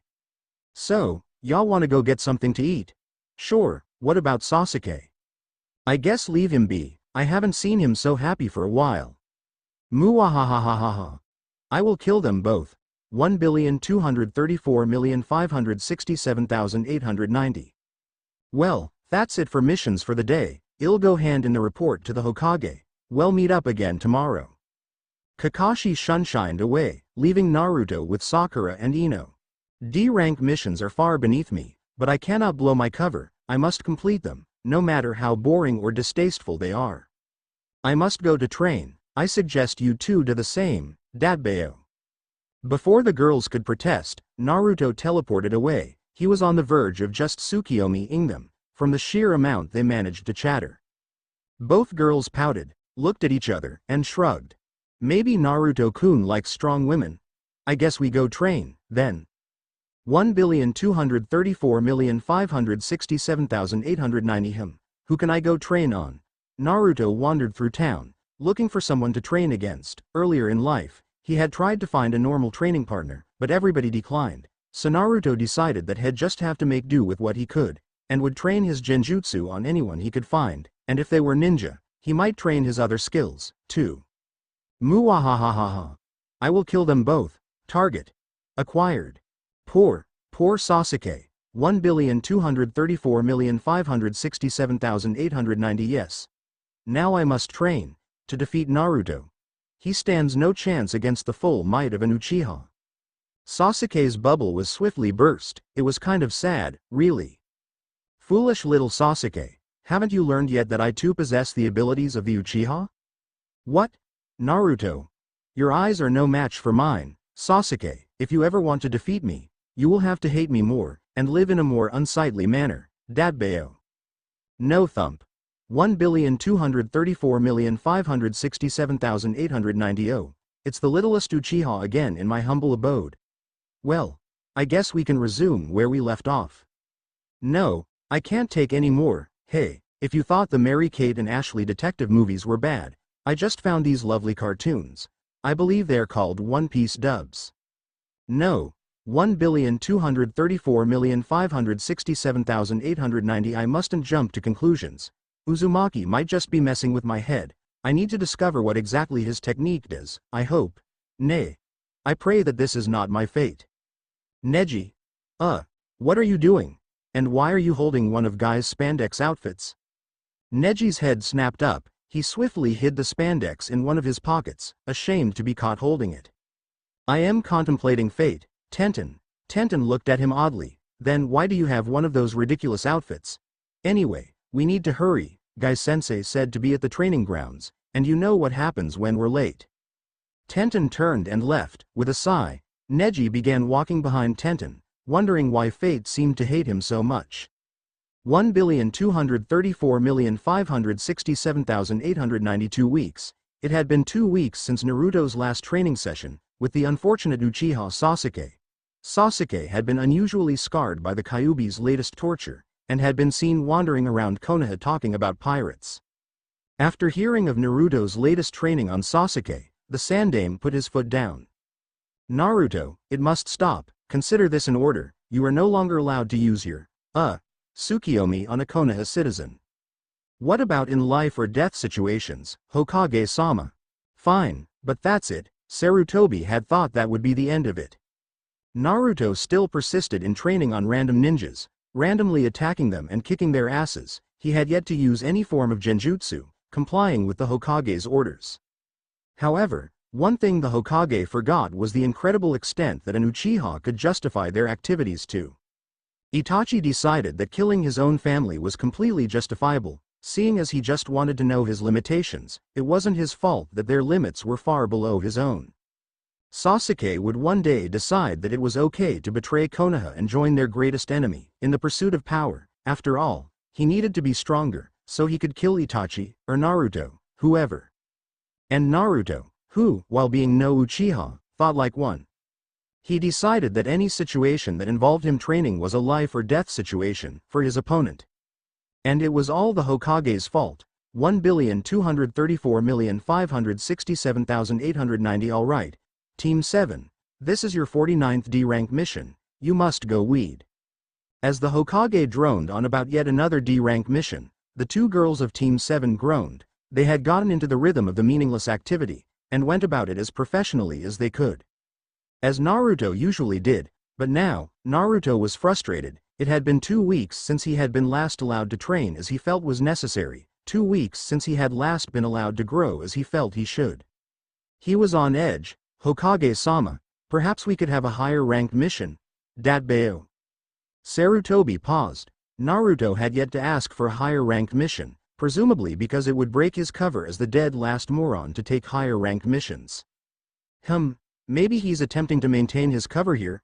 After all, the old Naruto would have been begging for a C ranker by now. I guess that means he wants me to turn him down here. No, your team isn't ready yet. In time, maybe. Now, get to work. Yup, I am still pretty good. This is just like that scene from Icha Icha where the clerk at the motel realizes that Kentaro-san, despite asking for 2 rooms, really wants one, so he can spend the night with Ayaka-chan. Where did I put that one? 1,234,567,890. Training is done for the day. I'll see you all bright and early tomorrow morning, to fan the flames of your youth. As Guy and Lee ran off, on their hands, Neji stood in the clearing. Perhaps now is the time I should head out, and attempt to discover this power of Uzumaki's? Tenten, after waving her hand in front of Neji's face a few times, gave up. If he's just gonna stand there thinking again, I am outta here. I hear there's some fancy new throwing knives at one of the stores, and I want to check him out. When Neji came to, standing alone and holding a pair of spandex, he knew that he needed to resolve this problem. 1,234,567,890. Hokage-sama, you warned me, and said I can only use my Tsukiyomi in life or death situations, but now. It was a fairly common scene. Team 7 were out, working on patches of earth in front of several stores. Kakashi sat to the side, wearing a pair of glasses that had swirly black lines on a white background, where the lens should be. Perhaps they aid him in some genjutsu? Sakura and Ino chattered away. As usual, Naruto hated chatter, especially when people chattered about him. People talking about him meant that people were observing him. People observing him meant people breaking his cover. People breaking his cover meant being people got Tsukiyomi'd. And Naruto had decided early on that he probably should NT Tsukiyomi his teammates. But there was only so much one man could take. 1,234,567,890. All the civilians that I have asked have screamed in horror and ran away. Perhaps Uzumaki showed them a fate as horrible as mine? Well, at least the last one gave me a direction before running away. Then I shall ask him what his strange power is, and resolve this once and for all. 1,234,567,890. I bet you Naruto-kun defeat 10 Junin in a minute. Bah! Naruto-kun could defeat 15 Junin in a minute, no problem. Actually, I can defeat of course I could not defeat a Junin, for I am merely a genin. Don't be ridiculous, Datbeo. I must stop these slip-ups. I will eventually be forced to Tsukiyomi Yamanaka and Haruno, and then I will have failed my mission, but, if this goes on any longer. As both girls stared adoringly at Naruto, Neji wandered onto the scene. The Hyuga prodigy? Perhaps he wants to train? Unfortunately, though, training was not what was on Neji's mind, something else, something that had been burned into his memory, and branded as fate, something Neji needed to know, something Neji almost refused to believe was true, almost. Uzumaki-san, I must know what that strange technique was you used, what strange power you possess. The second Neji began speaking, Naruto became nervous. As soon as Neji referenced his strange technique, Naruto was stunned. That meant that Neji had remembered what had happened, right through his genjutsu, something that wasn't supposed to happen. And then Neji began to break his cover, and reveal the truth about Uzumaki Naruto. And Naruto wouldn't have any of that, poor Neji. 1,234,567,890 back here again. Oh, ho, the young Hyuga comes to hear more about his fate, I see? No. It's not true, it's impossible, and just you wait till you see how you wear your hair, boo-ha-ha-ha-ha. And the Kyuubi was entertained once more, 1,234,567,890. Ya think he's alright, Sakura-chan? Sure, he's fine, the instructors always got up okay after a little bit, so stop poking him with a stick. Fine, I guess the mission's done, then, Well, both Kakashi-sensei and Naruto-kun have left, so I guess we can too. Suddenly, Neji sat up. Are you okay, Hyuga-san? Neji shook his head. No, but then, I don't suppose it's my fate to be okay. Excuse me, I must go too. Fan the flames of my youth. With that, Neji left. Sakura and Ino could only look at each other. Ino scrunched up her face. Did he just say something perverted? Sakura winced. I hope not, I mean, he has the Byakugan. If he was a pervert, he could have been staring at us right now. And we'd never know if he was looking through our clothes. Oh God, maybe he was? What if he was just then, and now he's going to fan his flaming youth or whatever over us? That's disgusting. We should do something to stop him. Make sure all the girls know he's some kind of peeping Tom. 1,234,567,890. This has gone too far. I need to get Naruto out of Konoha. He's going on a C rank, regardless of what he feels about his cover. Another 2 weeks have passed. Things haven't been going too well. For anyone, well, almost everyone, well, start with the worst off. 1,234,567,890. I hate fate. I hate fate. I hate fate. I hate. Yash, Neji-kun. You have clearly begun to burn with the flames of youth. I am so proud. Yes, Neji-kun, and I love what you did with your hair. Team Guy was currently training, as was their wont. Well, right now they weren't training, really. Lee and Guy were ecstatic at seeing the changes to Neji's appearances. Tenten was devastated. I am the only normal one left. For, you see, at the very core of Neji's being was his belief in fate. It's the only thing that could make sense out of his life, that things were fated to go the way they did. Fortunately or unfortunately, though, Neji had found a method of plying deeper into fate, and seeing what was foretold about him. All of it disturbed him greatly, but ya can't fight fate, can ya? So that's why Neji stood, wearing a green spandex outfit, with his hair coiled into a braid around his head, like a pretty princess. Because that was what fate had showed him it looked like. He wasn't happy about it, though. Another important aspect of Neji's character is his drive to succeed, and grow stronger. That drive applied to most aspects of his life, whether they were seen or not. That drive played quite largely into Neji's actions of late, for Neji had found what was basically a universal fortune cookie, that would answer any of his questions. It wasn't the cookie's fault that Neji liked none of the answers. Fate was a bitch, especially to him. Neji was unable to leave the cookie alone, though. He had to know, which meant seeking out Naruto at every opportunity, to trick him into revealing more of Neji's fate. There was also the problem that Neji simply didn't have the reputation to back up the way he was currently acting. People simply didn't believe he was as crazy as Lee or Guy, and so people refused to believe that he was simply speaking about the flames of youth.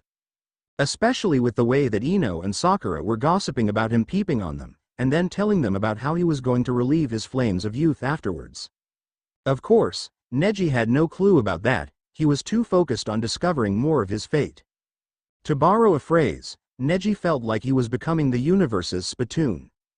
1,234,567,890. The Hyuga prodigy is rather determined, if a little unintelligent. Does he not realize that I am his superior in every way? Though the way he constantly asks me about my technique is disturbing. Naruto had once again been challenged by Neji. Naruto had once again Tsukiyomi'd Neji. People were used to that kind of thing happening around Naruto, though, so they just stepped around Neji's body as it lay in the middle of the street.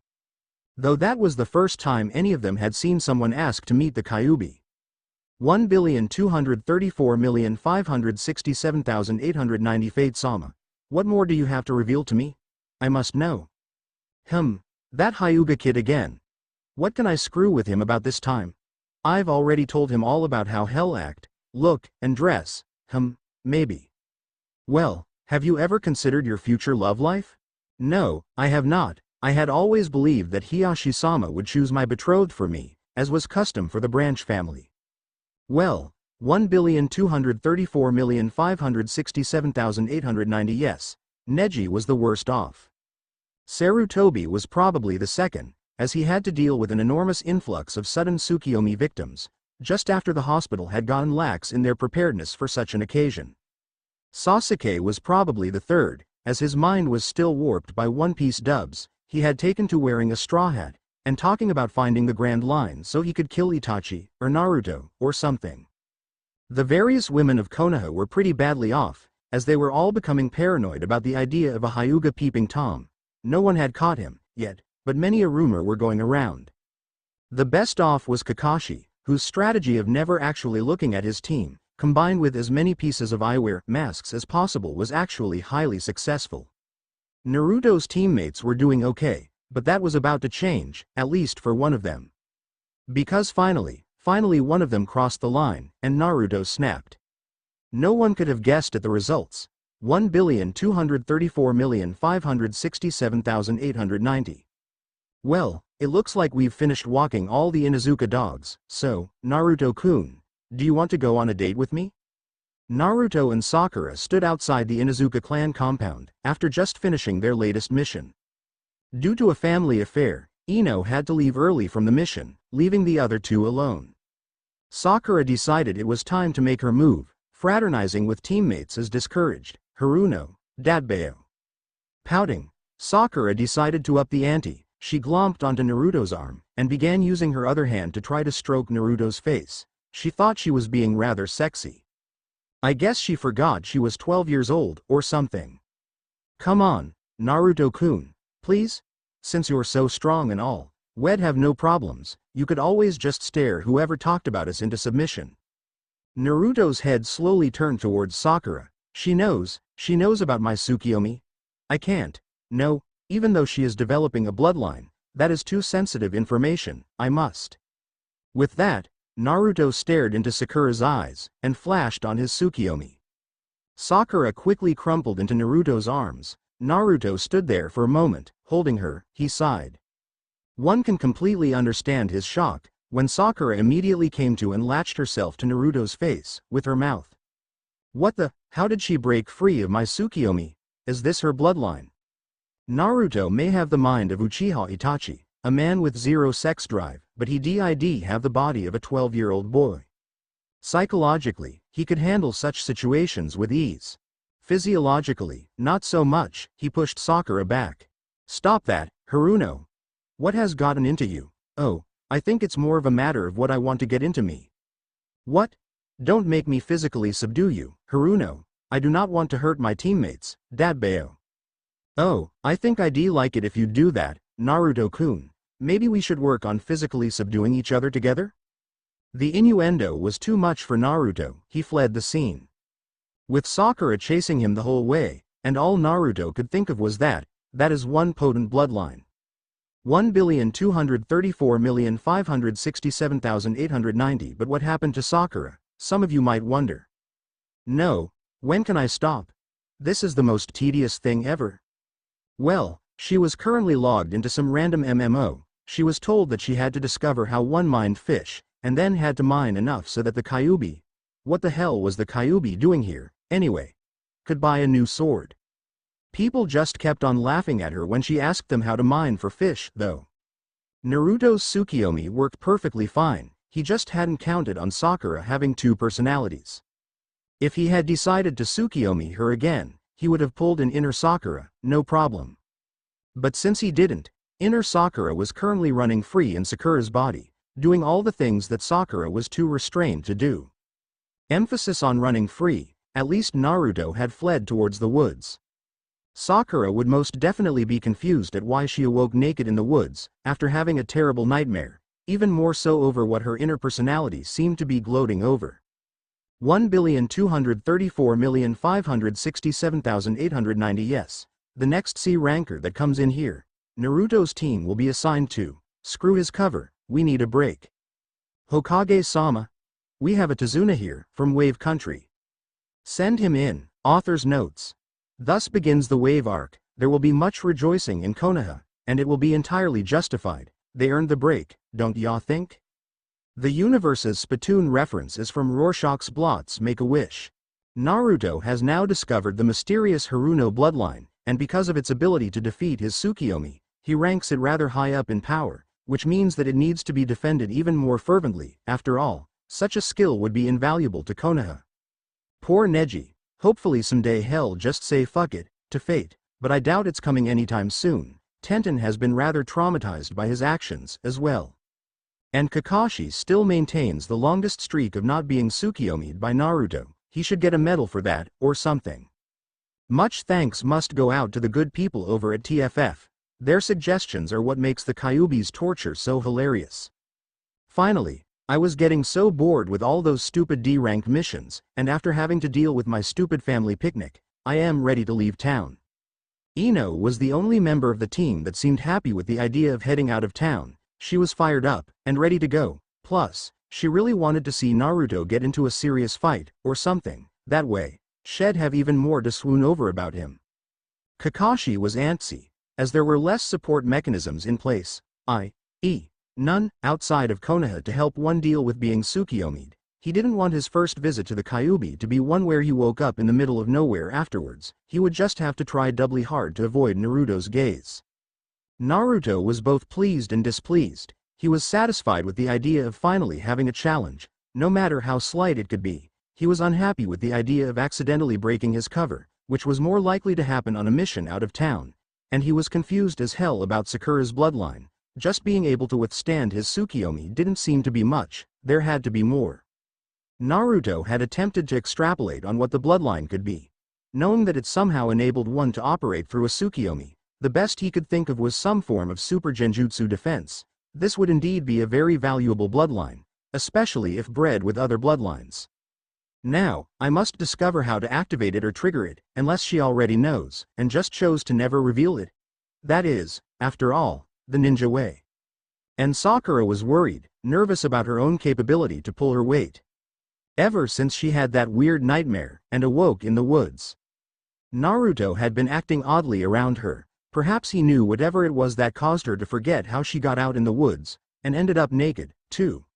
Especially because her inner persona was acting rather strange of late. She was being even more outspoken about Naruto than usual, demanding that Sakura attempt to get even further with him. As far as Sakura knew, she hadn't gotten anywhere with him, so she wasn't quite sure why her inner phrased it as get even further.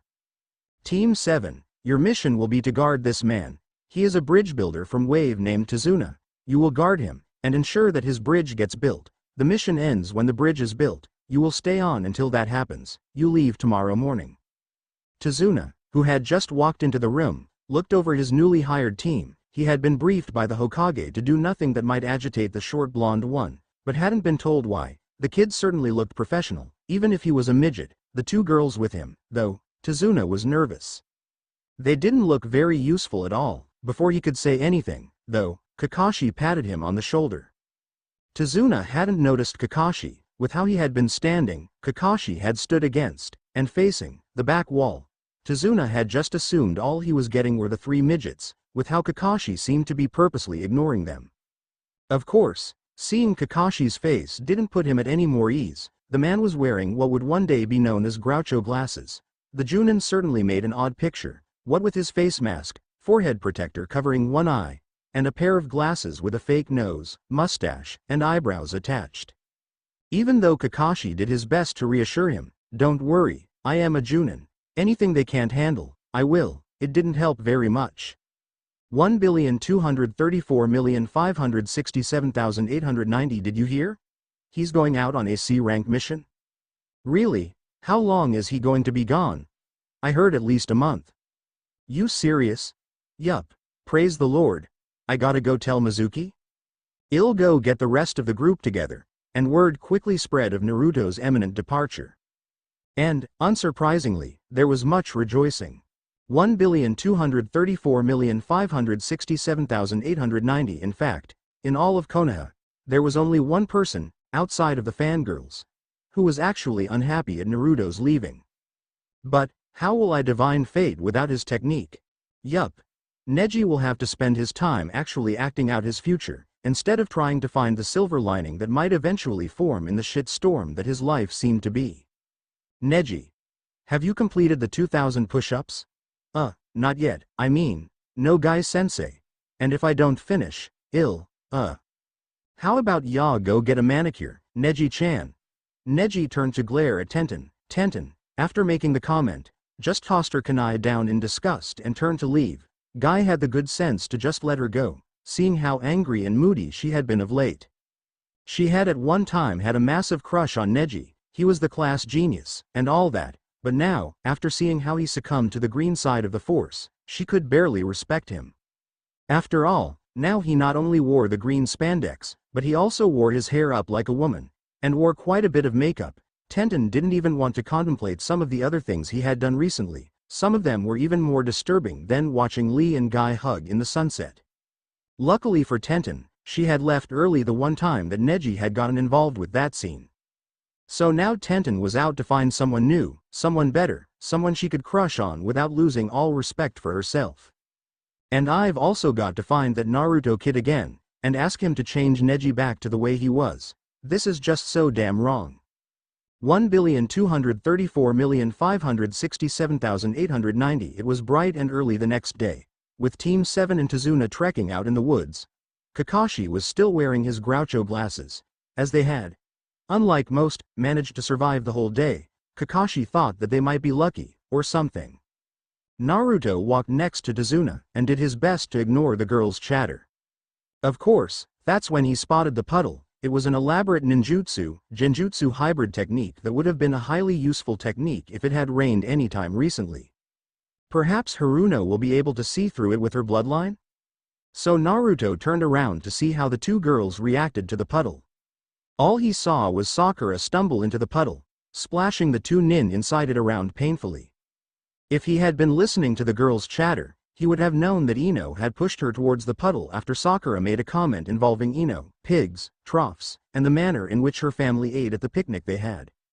A most potent bloodline, indeed. He was especially impressed with how surprised Sakura was able to act when the two ninjas popped out of the puddle, and threw a couple of kunai at Tazuna. Naturally, Naruto caught the kunai, and swiftly Tsukiyomi'd the two nin, but not before he noticed Sakura standing firmly between the attackers and Tazuna. She had merely frozen out of shock, but Naruto, who had already started interpreting her actions as those of a bloodline genius, took it differently. 1,234,567,890. What the? Where the hell are we? Heh. Seems the kid can't go anywhere without sending me playthings, Brother, I just have this feeling that we should turn around. 1 2 3 4 5 6 7 8 9 0, so that's why I must build the bridge. Well, you did lie to us about the mission parameters. Wheels were turning in Kakashi's head. He wasn't sure how to proceed, seeing as the rules would dictate that the team should turn around leaving Tazuna. However, the Hokage had been very emphatic about the team finish the mission. If Kakashi decided something that was to Naruto's disliking, there was the slight chance that Naruto might Tsukiyomi him over it.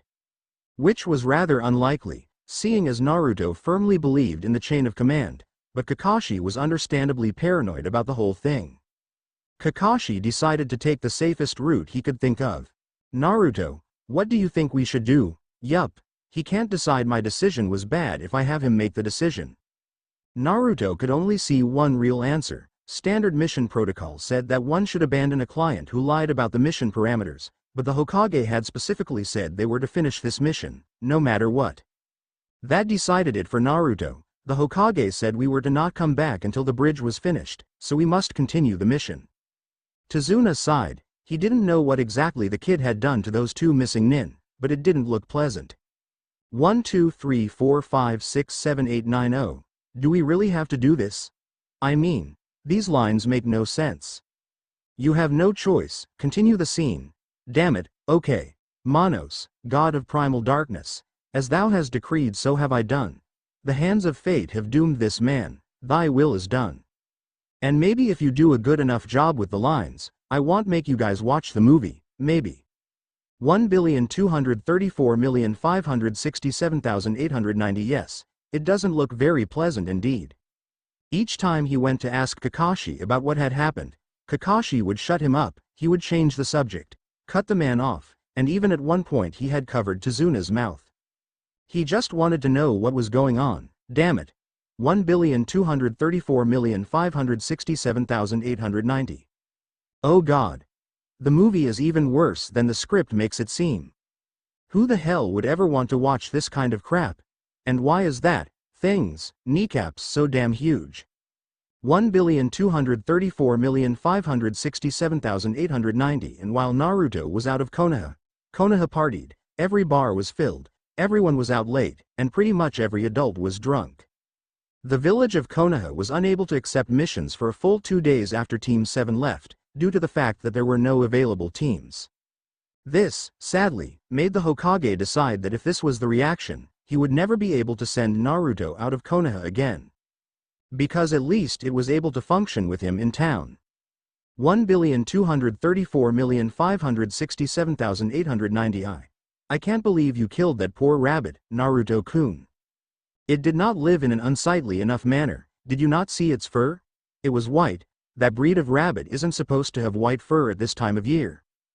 Before Ino could say oh, Naruto tackled her to the floor. At the same time, Kakashi yelled out to get down, while everyone else dived to the ground, too. Because an enormous sword quite literally just flew by. Kukuku. Sharingan Kakashi. Lowered to babysitting a bunch of little girls. Why don't y'all let me just kill the bridge builder, and get this over with quick? Because you clearly have lost some of your touch if you think that wearing those ridiculous glasses was a smart idea. Zabuza had some flawed info. At the moment, the battle between the Demon Brothers and Team Kakashi was far too short for Haku, the observer, to get any real info back. The best answer Haku could come up with was that when the pink-haired girl jumped in the puddle, she had injured the Demon Bros too much, and they only managed to get some kunai out before they passed out. Quite the intelligent and surprising move, from what Haku had thought of as a useless little girl. She didn't even consider the possibility that they had a meeting with the Kyuubi. After all, such an idea is preposterous, and clearly not the kind of thing one would immediately assume to have happened. So Zabuza was unaware of the problem that was Naruto, especially after insulting the kid, by lumping all the genin together as little girls. I am not a little girl, either Momochi Zabuza is blind, or he was insulting me, but no one is stupid enough to actually insult me. That would be suicide, so he must have just made a mistake, but still, I have to maintain face. So as Kakashi and Zabuza began their posturing, with references to the Sharingan and mass murdering children, Naruto stepped forward. Kakashi, feeling the chakra that Naruto was drawing upon, immediately stepped back. I think I am going to sit this one out, Zabuza, have fun with Naruto. This merely confused Zabuza. Why did he turn his back to me? And stare at that tree? Well, might as well take advantage of it. So Zabuza rushed at Kakashi, ready to skewer him with his big-ass sword. Until, that is, Naruto appeared in his way, and stopped the sword with a kunai. What the hell? Zabuza was confused, so confused, in fact, that he voiced his confusion aloud. What the hell? Was that your rabbit from before? Because it is clear, that if it was, you do not live in nearly an unsightly enough manner to stand a chance against me, but perhaps, after this, you will loathe me enough. Both the girls squealed. Naruto-kun is being so badass lately. Kakashi even said this guy was an A-ranked missing nin. Before Zabuza could even laugh at how presumptuous this mere genin was being, Naruto flashed on his Tsukiyomi. And Zabuza hit the floor, 123,456,890. This is one fucked up day. Where the heck am I? Oh, another missed nin? Is the kid out in water country, or something? What the? Who the hell are you, holy crap? The Kyuubi always loved appearing behind new people to the seal. Their reactions on seeing him were priceless. He even had a booth at one end of the seal where ya could buy a picture of yourself at that exact moment. And he always makes ya buy it. 1,234,567,890. Oh no. Zabuza-sama. Luckily for Haku, Naruto would usually leave his victims be after Tsukiyomi-ing them, the reason being that Naruto felt that he had brainwashed them, and therefore, they forgot whatever it was he wanted them to forget. Kakashi was a bit more knowledgeable about what was actually happening, though. So he began to walk over to Zabuza's body, ready to stab it. I wonder what that will do to Zabuza's mind. Will it be trapped forever in the seal? Before Kakashi could kill him, though, Haku appeared. After making his short speech about being a hunter nin, Haku quickly made away with the body. So, what happens now? All the ninjas turned to Tazuna, who was standing to the side. Kakashi shrugged. Well, I guess we keep on going. 1,234,567,890. You want me to do what? After how good I heard you were with kids, I decided that you should be the one to give my kids the talk. You realize that I killed every single kid I knew, right? And that's a problem. Why? How many kids do you have? A couple hundred. You'll do it one at a time, and you must do it in a way that does not ruin their innocence. That's my job. 1,234,567,890. Why do you even bother fighting Gato? You want win? Hell kill you? Team 7 arrived at Tazuna's place, safe and sound. They were even greeted with a nice dinner made by Tazuna's oddly attractive daughter. And then it was ruined by the whining of her young son. Look, kid, I don't know who else you've seen fight, but Naruto-kun here can beat anyone, just by looking at them. Ino spoke up to defend her Naruto-kun. Unfortunately, though, that involved revealing knowledge that Naruto was unaware that she had. That being of his Tsukiyomi, he'll have to remove that piece of knowledge from her head, later, but first. I do not know what you are talking about, Yamanaka-san. I am merely a genin, and could not possibly do what you just described. Perhaps Kakashi-sensei could, Dabbeo. Tsunami and Inari looked at each other. Tsunami shrugged. Inari started shouting, it doesn't matter how strong he is. He'll still lose. And then he ran upstairs. After a brief explanation from Tsunami about Inari's behavior, Kakashi spoke up. Well, we might as well go to bed. We're going to get up bright and early tomorrow, for some training. There's a chance that the hunter nin from before was not actually a hunter nin, so it's best to be prepared. And with that, Team 7 went to bed. 1 2 3 4 5 6 7 8 9 0. So where do babies come from again? I hate my life. 1 2 3 4 5 6 7 8 9 0. So our training is running up and down trees? Yup, now get to it. The two girls, not really convinced on the effectiveness of such a training regimen, followed after Naruto, and picked out a tree they began using as a tool to break the laws of physics. Kakashi sat off to the side, reading Icha, and in a tree a couple trees over, Haku hid, further continuing his spying efforts. The training didn't go completely smoothly, but it went well enough. Ino. Sakura. Stop falling off on purpose, or I am going to tell Naruto not to catch you anymore. Little things like that made the training go a little slower than it might have. But then again, Zabuza would be even wearier this time around. 1 2 3 4 5 6 7 8 9 0. Flashback. And then ya put your kunai in the girls. Huh? I am awake? Praise the Lord. Zabuza awoke, from his apparent slumber, back in his villainous hideout. He was lying on his bed, with Haku seated next to him. Haku, why do you have a notepad and a pen out? Because you were talking in you sleep, Zabuza-sama. What was I talking about? Zabuza could only feel dread. He had been purposely putting off having the talk with Haku. He didn't want to be the one to have to answer all her questions. Haku was confusing enough already, gender-wise, that Zabuza didn't even want to contemplate what kind of sexual screw-up Haku would end up as. Nothing. Nothing at all. Let me just go hide these papers from you now. Haku disappeared. Zabuza sighed. Well, at least I don't have to give the kid the talk consciously now, but I got to wonder, how much did he hear? I mean, with some of those kids, I went into pretty explicit detail. 1,234,567,890 Zabuza-sama is far more knowledgeable than I would ever have guessed. Now, where am I going to find enough rope to do some of these things? And why did he keep on making references to foxes? End flashback.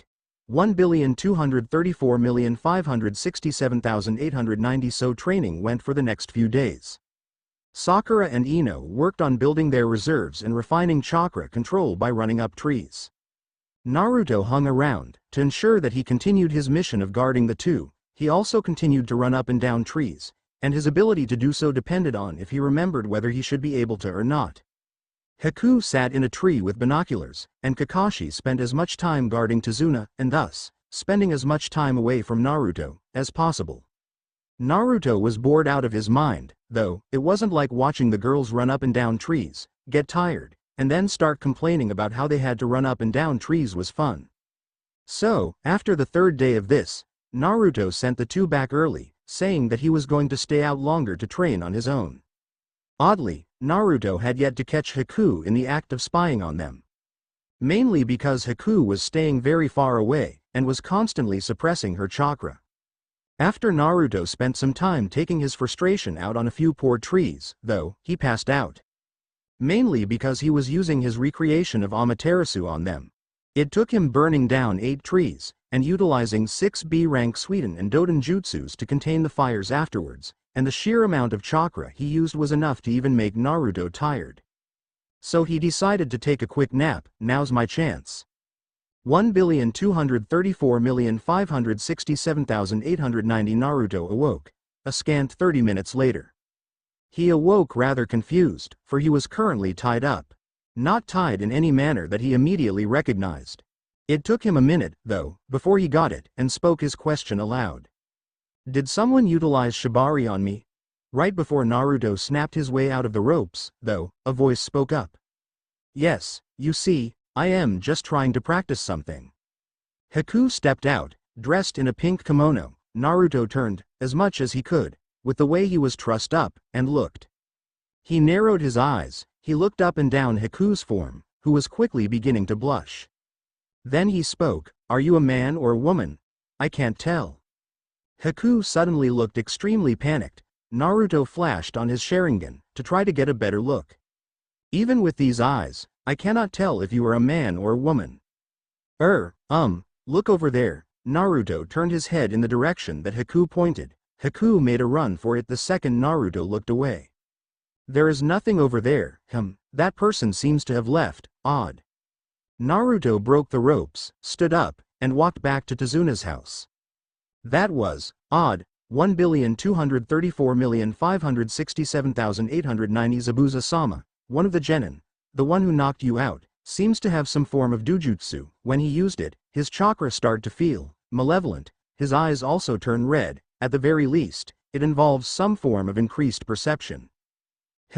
Good work, Haku. How did you get that much info about it? I heard him talking about it. That seems rather foolish of the boy, to just start announcing stuff about his dojutsu and all. Oh, and have you seen what happened to our supply of rope? No. Well, either way, be prepared, we will attack soon. 1,234,567,890 Hick. I think this has been the best week of my life, Hick. Me too, Mizuki. God, I haven't felt this relaxed in ages. If only it would never end. Bartender, another round. And the partying continued. No matter how much the Sandaime tried to control it, he couldn't really stop it. Not that he was trying to stop it for Naruto's sake. The drinking and rejoicing was entirely justified, and the Hokage knew that. No, he just wanted to have some goddamn adult ninja to work with. The only ninjas who were able to handle most of the missions of the last few days were genin, or exceptionally young higher-ranked ninjas.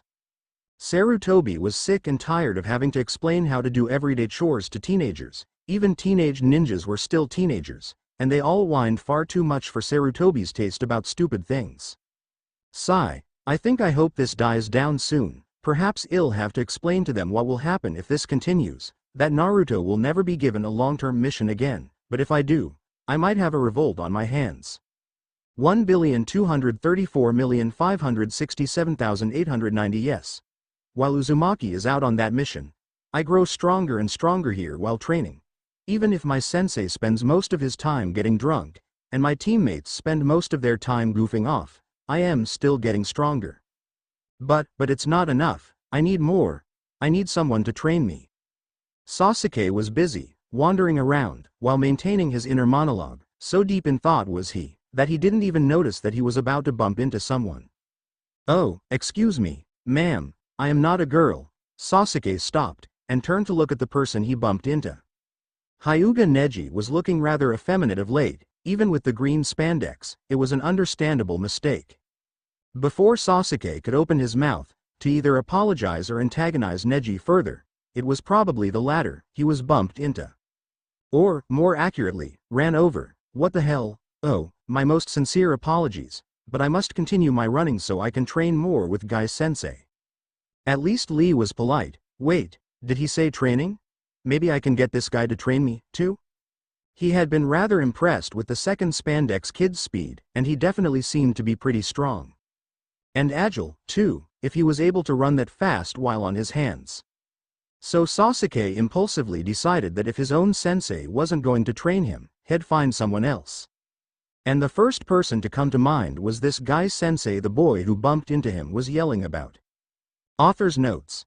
And the Wave Saga continues. Konoha is currently unable to function properly, due to about 90 of adults' population celebrating Naruto's absence. And it is entirely justified. Sarutobi is pissed, though, and might not let Naruto out again if it means having to teach kids basic paperwork techniques. It's not that he likes tormenting Konoha by keeping Naruto around, it's that if he wants to get things done, like having his village take missions, or having people around to do his paperwork, he might just have to keep Naruto around. Haku's gender issue was a complete accident while I was writing. When I wrote the middle portion, I didn't notice that I had accidentally used both gender pronouns to describe him, or her. When I reread what I had written, in preparation for the final snippet, I noticed, and I decided to run with it. Is Haku a boy? A girl? A hermaphrodite? I dunno, and perhaps it will never be revealed in this story, but the kid sure does have a talent for shibari. Naruto has started seeing Sakura's actions through the rose-tinted lenses of a bloodline genius, so expect Ino to get jealous soon. Much credit has to go out to the good people over at TFF. Many of the torture techniques that the Kyuubi uses comes from their suggestions. After a few more days of training, and another incident of Naruto relieving his frustrations on the poor trees, the day of the Battle of the Bridge was at hand. The two girls, who had trained themselves to near exhaustion the night before, slept in. Of course, it wasn't their idea to train so hard. They had decided that they needed some more Naruto-kun time, and had both insisted to remain behind and train with him when he said he wanted to do his personal training. So, Naruto had them start off on a light workout. A light workout, basically, it involved using up as much chakra as possible, in as short a time as possible.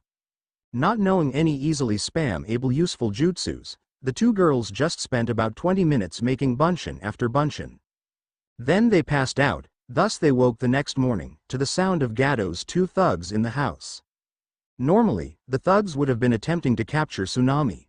However, when they walked into the house, the first thing they saw was Sakura and Ino, who were dropped on a couch by Naruto, in a rather compromising position. So when they awoke, with Sakura's face in Ino's chest, and Ino's hand between Sakura's legs, they were both fairly embarrassed. Then they were excruciatingly angry, because one of the two men had the gall to wolf whistle. No one ever found the bodies. Ino, we're never going to talk about this again. Yeah, I guess we should get going to the bridge, then.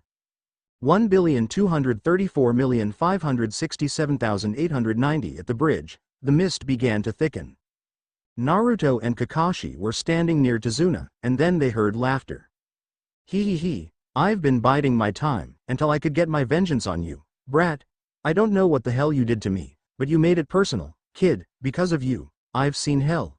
But, since I don't want to risk it, you'll fight Haku. The mist grew denser.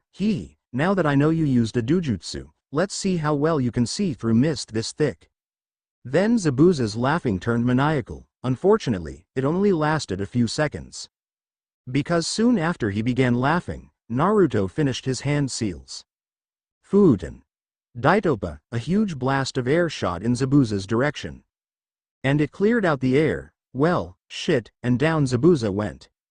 1,234,567,890. Oh. Hell no, I am back here again. It's you again. Zabuza of the Mist? You're just in luck. I was just looking for a man like you. Why? Why must I be tortured like this? The Kyuubi just ignored that. He had gotten rather good at ignoring people's pleadings for mercy, in his reign as the strongest demon, and he had been refining his torture techniques for the last 5 or so years. I needed someone who was good with kids. Ya see, my kids' softball league was just starting up, and I needed a coach. Kill me. Just kill me now. 1,234,567,890. Kakashi, Naruto, and Haku stood there, staring at each other, awkwardly. So, do you surrender? Kakashi was eager to just let the battle end, because the longer that Naruto used his Tsukiyomi, the greater the chance that he might accidentally Tsukiyomi one of his teammates. Read. Kakashi. Haku, though, had strict orders to engage Naruto, and to kill him. Luckily for Haku, he was still wearing his mask. Unluckily for Haku, Naruto could kick the crap out of her. I am sorry, but Zabuza-sama said that I must kill you. It's nothing personal. Odd, that voice sounds strangely familiar. I wonder where I have heard it before. Kakashi stood to the side, guarding Tazuna. Zabuza lay motionless on the ground. And Haku moved to attack. Sensatsu Suisho. One-handed seals. Impressive, Dadbeo. Huh? How did you dodge? You were right in front of me? Foolish little, I remember your voice now. You are that man-girl from the woods. Well, clearly you live in an unsightly enough manner to put up a good fight. Man-girl? What the heck is Naruto talking about? Kakashi was confused. Haku was embarrassed, but not embarrassed enough to compromise his fighting ability.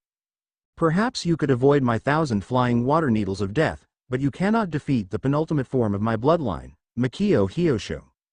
A bloodline? I remember this one. The ability to control and create ice from water. That is a very powerful, very useful bloodline. Haku was still wearing her mask, though, so Naruto could not capture him in a Tsukiyomi. Yet, 1,234,567,890 Gai-sensei. I have found another person who wants to fan the flames of their youth. Oh, it is such a joyous occasion, to find another child impassioned with the flames of youth. Of course you can train with us. Excellent, clearly, these two possess quite the ability, if they can fan my inner flames, and that spandex outfit must be quite the armor, with the way they can take punches. Yes. My path is clear. I must train with them. Tenten arrived at the training grounds 20 minutes later. She had decided that she would give her team one more chance, before just deciding they were all fucking lunatics, and just go and train on her own. What the, there's someone else in the green spandex now. And then she saw Sasuke. Fuck it, just fuck it, there are no normal men anywhere, at least not my age. If this is what all the guys are like, I might just have to start playing for the other team. And with that, Tenten made an about face, and walked away. Hell, it'll probably be easier to find a willing girl than it would be to find a straight man. 1,234,567,890 Hyuga Hinata was a strange girl. She had a thing for losers, and for people who kept on trying against all hope. It didn't matter if they were dead last or a bloodline genius, if they kept on trying in the face of adversary, they were worthy of her admiration. And, in this case, she had decided that the person who tried their hardest, no matter what they had to face, was Uchiha Sasuke. Because no matter how many times he lost, no matter how many times he got his ass kicked, and no matter how many times he wet himself, he still got up and tried to defeat Naruto again. So she had taken to stalking Sasuke, the same way she would have stalked Naruto. Normally, Sasuke would have caught her easily, but this Sasuke was far too caught up in creating the perfect plan to defeat Naruto. But now, Hinata was greatly disturbed. She had been very freaked out when her cousin Neji first donned the green spandex. After all, despite how much of an asshole he was, Hinata still liked Neji.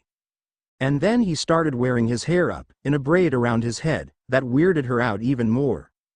Then he started stealing her makeup, and that pissed off Hinata. She went out and bought her makeup with her own money. Damn it. He should go buy his own. So she was reasonably worried when she saw her crush don the green spandex. Would Sasuke-kun steal my makeup too? She saw Tenten approach the training grounds. Neji had introduced Tenten to his cousin one time when Tenten had met up with Neji at the Hyuga compound. Tenten was a friendly girl, and was pretty nice to Hinata. Seeing Tenten look at her team, look at Sasuke, then just turn around and walk away, Hinata felt the need to go talk to her, to find out what was wrong. After all, it was the nice thing to do, and Tenten would know best if Guy-sensei's training causes men to steal makeup. 1,234,567,890. What? How did you do that? Haku trapped Naruto with her bloodline. At the same time, Sakura and Ino had arrived, just to see Naruto become encased in ice. Both immediately ran over to the prison, to try and break him out somehow. But Naruto had been practicing his version of the strongest fire technique there was for the last week. So before they could get there, Naruto flashed on his Mangekyo and roasted the prison. Shocking Haku in the process, capitalizing on Haku's shock, Naruto went in for the victory, punching Haku in the face. Breaking the mask, before Naruto could use his Tsukiyomi, though, his attention was drawn away. Naruto-kun. Are you okay? To a screaming Haruno Sakura. Who, because she surprised Naruto just as he was about to use it, once again took a Tsukiyomi to the face. 1,234,567,890. Whoa. This looks like that place where I had that weird nightmare about fish. Oh, you're just in time. We needed a new umpire. Sakura turned, to see a softball field? How do those foxes hold baseball bats, anyway? And what the hell are those other things? Looking around, she saw two dugouts, one was filled with kitsune, the other was filled with strange tentacle beasts. And is that Zabuza over there with the kitsune? He's just sitting there, with his face in his hands. There were also two huge stands, each could easily fit a couple hundred humans, but each only had one thing sitting on them. She easily recognized the Kyuubi no Kitsune, but she couldn't even look at the other. She shuddered. Just looking at the other monster made it feel like she was quickly going insane. The Kyuubi spoke up once again. Yeah, Team Cthulhu just killed the last umpire, so it was rather timely of you to show up now. Sakura shuddered. Oh god, if normal parents are bad at sporting events, how bad are huge-ass demons? Sakura died a little on the inside, thinking that 1,234,567,890. Well, at least it was Haruno I hit with the Tsukiyomi, and not Yamanaka. Haruno has proven that she can handle it. Naruto stood, bemused, as Sakura violently attacked Haku, for daring to lay a finger on her Naruto-kun. Haku was dodging her attacks, oddly trying to apologize the whole time. Ino stood on confused, not understanding what was happening. And Kakashi was stunned. Sakura can resist the Tsukiyomi? That lucky bitch? Naruto, observing Haku fight, began to think, it seems that Haku's bloodline is a very powerful one. If I had not had a fire jutsu as powerful as the Amaterasu, I doubt I could have blown apart her ice prison. In fact, the only weakness the bloodline seems to have would be genjutsu. Wait, I have an idea, but first I must confirm. Out of nowhere, Naruto appeared behind Haku, and ripped Haku's shirt off. I knew it, you are a man. The fight immediately halted, with Sakura staring at Haku. Seeing his face, Sakura had immediately thought Haku was a girl, too. Haku was highly embarrassed, though, his secret had been revealed, in such a public way. He quickly pulled another shirt out of nowhere, and pulled it on. Yes, that would be perfect, you are coming with us. And with that, Naruto Tsukiyomi'd Haku. Ino stepped forward. What the hell is going on? 1,234,567,890. Where am I? Is this what happened to Zabuza-sama, too?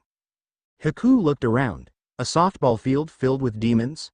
And that pink-haired girl from before? Zabuza-sama? All eyes turned towards Haku when he shouted, and with a team full of eldritch horrors, that was a lot of eyes. Oh, good, Team Cthulhu was getting jealous of the fact my team has a coach. Haku stood quaking, as the Kyuubi no Kitsune stared down at her. The shaking got worse as the Kyuubi began to frown, or as much as a giant fox could frown. Kid, what the hell are you? I mean, I'd like to consider myself an expert on human anatomy, but are you a girl or a boy? Over at his bench, Zabuza began to cry, 1,234,567,890. Would someone explain to me what the hell is going on? The battle was done, Zabuza and Haku lay twitching on the ground. But Ino was confused, why the hell was Sakura acting like that? Naruto stood, uncomfortable, as Sakura had herself wrapped around him like an octopus that got Sharinganed into thinking it was a leech. Kakashi was standing off to the side, frowning. Ino took that to mean that he disapproved of the unprofessional way Sakura was acting. But it was actually because he still didn't understand how she got right back up and continued to function after being Tsukiyomi'd. It's just not fair. Normally Ino would be kicking Sakura's ass for being all over Naruto, but after seeing Sakura go ballistic on that weirdly feminine boy, she didn't want to risk it. Hearing Ino's question, Naruto turned to address her, with Sakura still draped over him like a poncho. I have subdued the enemy, whom we will take into custody and back to Konoha. Momochi Zabuza undoubtedly has a large amount of knowledge that would be useful to Konoha. And Haku possesses an extremely powerful bloodline that would be incredibly beneficial to Konoha to have, so we will take them with us when we leave, Dadbeo. But won't they constantly try to escape? Then I will have to keep them subdued until we reach Konoha. Tazuna stepped forward, so, I guess I'll get back to work? Muwahaha. I don't think so. If those foolish ninja couldn't kill you, my mercenaries will. Everyone turned, to find Gato, along with his assorted mercenaries, standing on the edge of the bridge. Naruto analyzed his options. Amaterasu will cause too much structural damage to the bridge. I have never attempted to Tsukiyomi that many people before, perhaps now would be a good time to try. So Naruto, still with Sakura all over him, turned and activated his Mangekyo Sharingan. It was like watching dominoes. Naruto just turned his head, and rank after rank just fell over. But what on earth could Kyuubi do with that many random humans, especially when he was in the middle of watching his kid's softball game? 1,234,567,890. It was the bottom of the ninth, 2 outs. Full count, bases were loaded, a small two-tailed kitsune was up at bat. They were down by 3 points, they needed the grand slam. Zabuza was biting his nails. The Kyuubi had told him what would happen if his kids lost. And frankly, he never wanted to experience his sword going there. The fox hit a pop-up straight to the center fielder. Zabuza hung his head, realizing it was game over. Until, that is, a random human appeared right next to the center fielder. As the human, one of Gato's thugs, looked around, he began screaming in horror and pain. Because the center fielder decided that he'd prefer a snack to winning the ball game. The right fielder made a dash, or it would, if it had legs. It was more of a snaky sliding using a bunch of tentacles, for the ball, hoping to get a man out at second. When another human appeared in front of him, Team Cthulhu had been on the brink of victory, but decided that a feast was worth more than a softball game. That was one lucky break for Zabuza, though Haku was probably scarred for life. And Sakura? She had just taken to hiding in the corner, and calling everything fair. No one could really blame her, but that didn't stop Cthulhu from coming over and kicking sand at her. After that, no one could blame her, as she had been partially buried, and couldn't get back over to home plate, anyway. So Team Kitsune won their first softball game of the season, 7-6. Though Zabuza was rather upset when he was informed that he had to take the team out to pizza. Where the hell am I going to find a pizza place around here? I don't even know where the hell we are. That's not my problem. My kids want pizza, and you're going to get them some. But, luckily for Zabuza, that was the exact moment he was released from the seal. 1 2 3 4 5 6 7 8 9 0 Tenten noticed Hinata standing off to the side. Tenten, in her rage, decided that one Hyuga was as good as any other, and figured that she would make her first attempt at lesbianism with Hinata. Hey, Hinata. What are ya doing all the way out here? Hinata, though, was here for almost the exact opposite reason. She was here to ask Tenten if the guy she liked would remain straight under Guy's training. Hello, Tenten. I was, looking for you. Oh, what can I do for you? Maybe this will be easier than I thought. Did Tenten just wink at me? Hinata began blushing and poking her fingers together. Well, Tenten, I am sure you, have noticed the changes in Neji-Nisan. They'd be impossible to miss. Well, I just wanted to know if that's because of Gai-sensei's training. Yeah, it probably is. Why? Hinata's face fell. Before her mind could catch up with her mouth, Hinata started to answer the question. Because Sasuke-kun, Tenten sighed, she's having boy trouble too, Look, Hinata, the way I see it, there isn't a single normal straight guy in our age range. Every single one is completely fucked up. Hinata felt it was necessary to defend her teammates. Kiba-kun and Shino-kun aren't bad. Doesn't one of them walk around with a dog on his head, and the other has bugs in his body? Well, yes. How does that sound normal to you? Hinata was confused at Tenten's vehemence on the subject. She started thinking about all the other guys she knew. There weren't a lot. But the first that came to mind, in this context, was the guy that all the other girls liked. Well, there's always Uzumaki Naruto. All the other girls seem to like him. Well, it couldn't hurt to try, I suppose. I could always try out some tacos if the hot dog ain't to my liking, I guess, but maybe. Well, I have an idea, then. How about we both try to meet this Uzumaki kid? After all, we're both looking for a normal guy, and no guy would turn down two girls at once. Hinata, being rather innocent, missed the sexual connotations in the last sentence.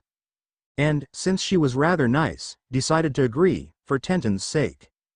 But she wasn't sure she liked some of the looks Tenten was giving her. 1,234,567,890 Huh? I am back. Oh, thank God I am back out here. All eyes turned towards Zabuza, who began to sit up.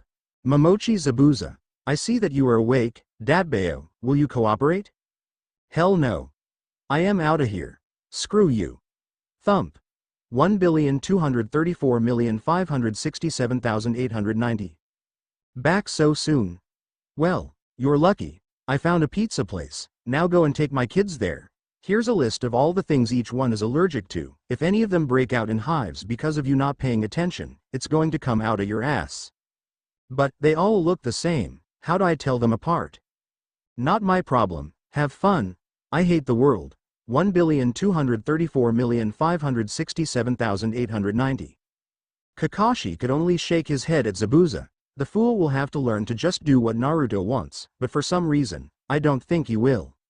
Ino, though, she decided that she finally had enough. No one was allowed to molest her Naruto-kun, not while she was around.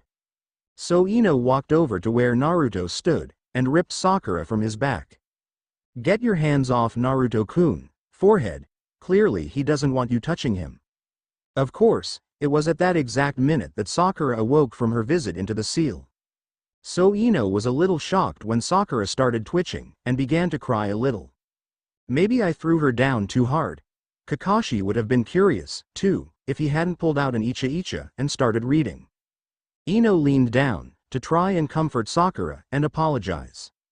Sakura could barely remember what had just happened. She knew it was fresh in her mind a minute ago, but every second that passed it was fading. Though she didn't know it yet, all but the strongest memories she had with the Kyuubi were being shunted off to the side, eventually creating a new splinter persona. But that was still a long time coming. As Sakura got a hold of herself, which didn't take that long, Haku began to stir. 1,234,567,890 Haku had had it far worse than Sakura or Zabuza. When she arrived, he was promptly put in the Cthulhu dugout, and told that she was the coach. She wasn't very effective, though, as the tentacle beasts just kept on staring at him. He was extremely freaked out when one started to reach out towards her with its tentacles, before another demon slapped away the tentacles, as if chiding the first. He wouldn't know it, but the monsters were having a debate on whether Haku was male or female, and therefore which demon was appropriate to have its ways with Haku.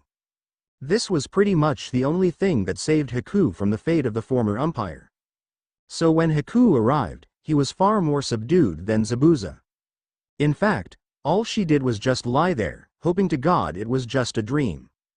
Then Naruto spoke, Haku, you and Zabuza will be accompanying us to Konoha. Do you have any objections?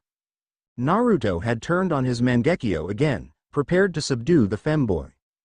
Before Haku could respond, though, Ino spoke up. Ino had just pulled Sakura to her feet, where she had managed to pull herself together, and forget the specifics of what had just happened. Though she would go through the rest of her life with an aversion to softball, Sakura would live.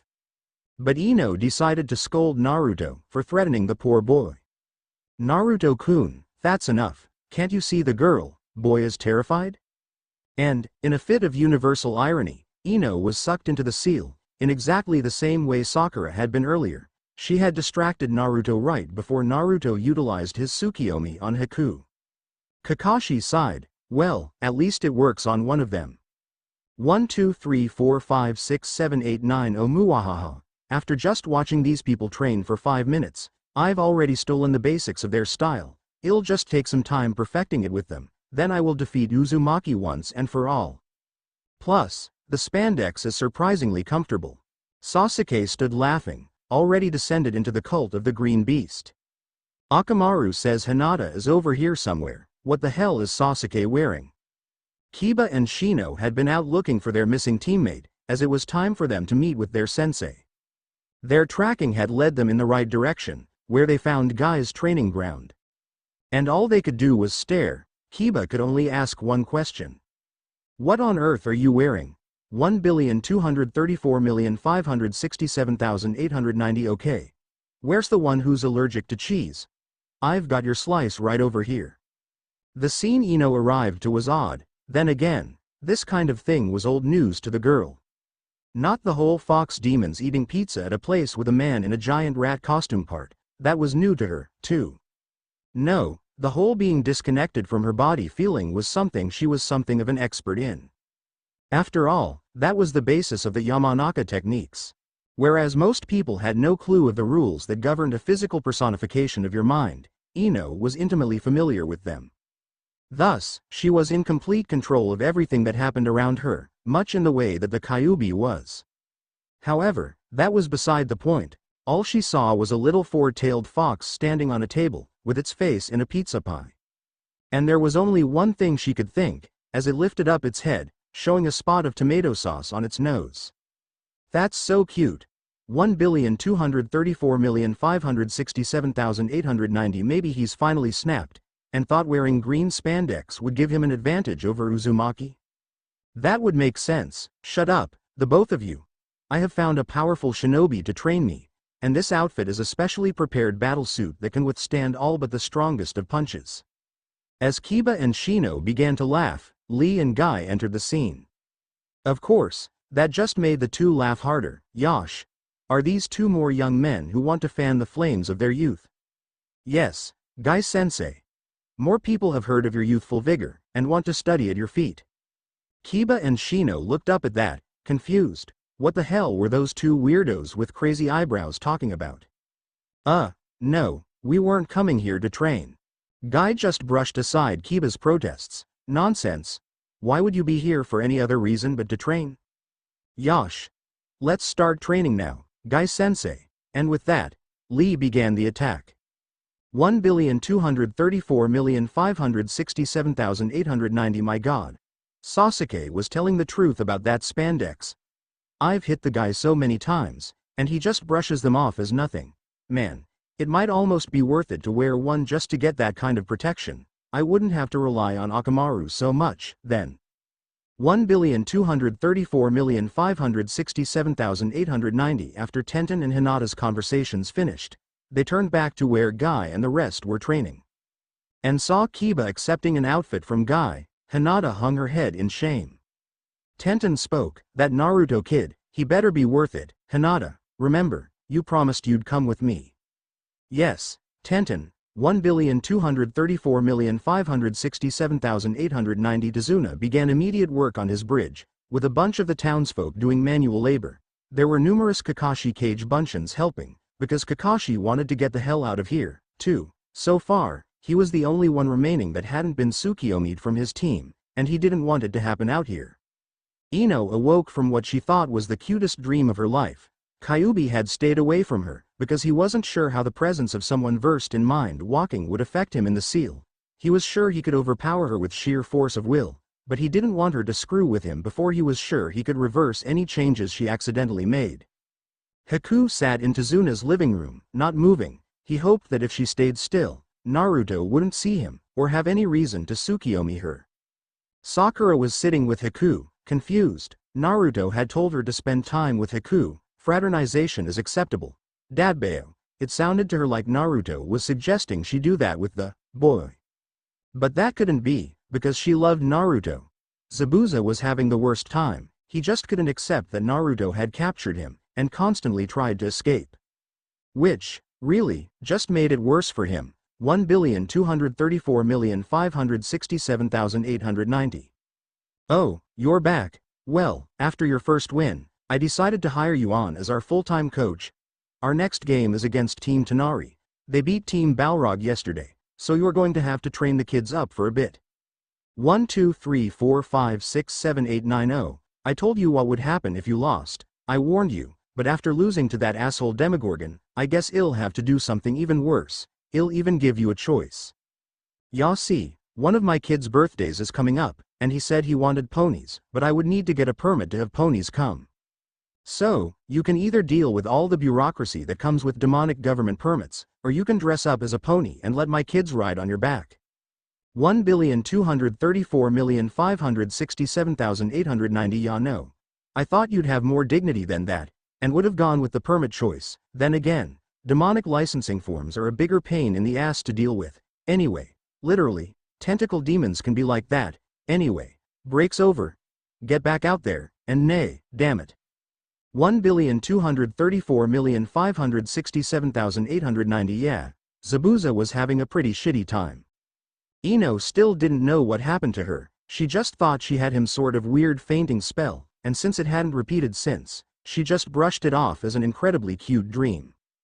Kakashi was angry over the fact that he seemed to be the only person on his team who would be vulnerable to the Tsukiyomi, but there wasn't much he could do there. He sat frowning behind a pair of googly eyeglasses, reading his Icha.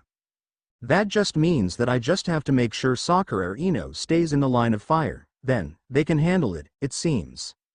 And so it went that the bridge was built, and Team 7 headed home, with the terrified Haku and the unconscious Zabuza being dragged along. Back to Konoha, where so many awaited their return. Author's notes. Well, more of the subplot revolving around Guy and his minions has been revealed.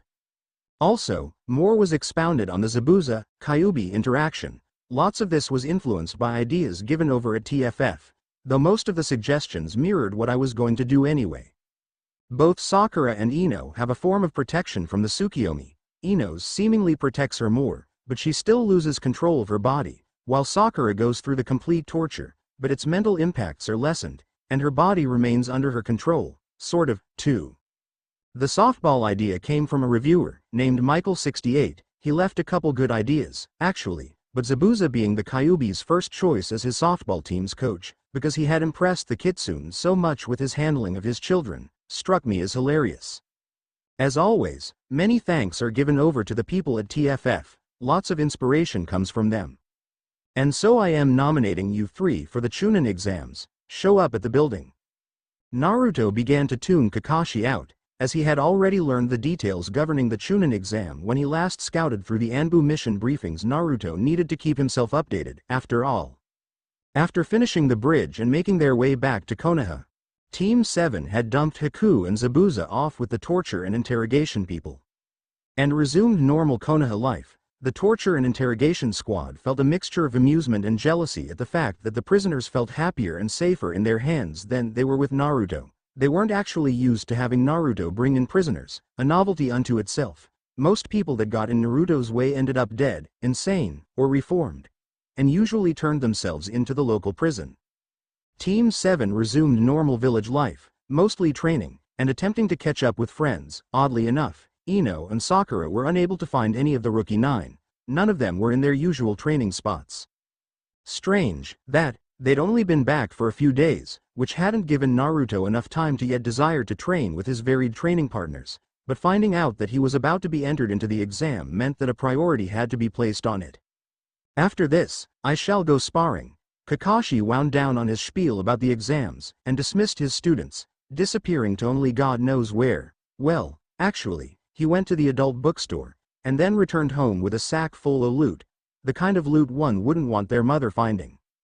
1,234,567,890 Sakura and Ino tried to hide their nervousness about the exam from each other, and both turned to speak to Naruto. What better way to bolster one's confidence than training, eating, hooking up with Naruto? Sakura couldn't quite find an immediate justification for why the latter would make her a better ninja, but she knew that somehow it would.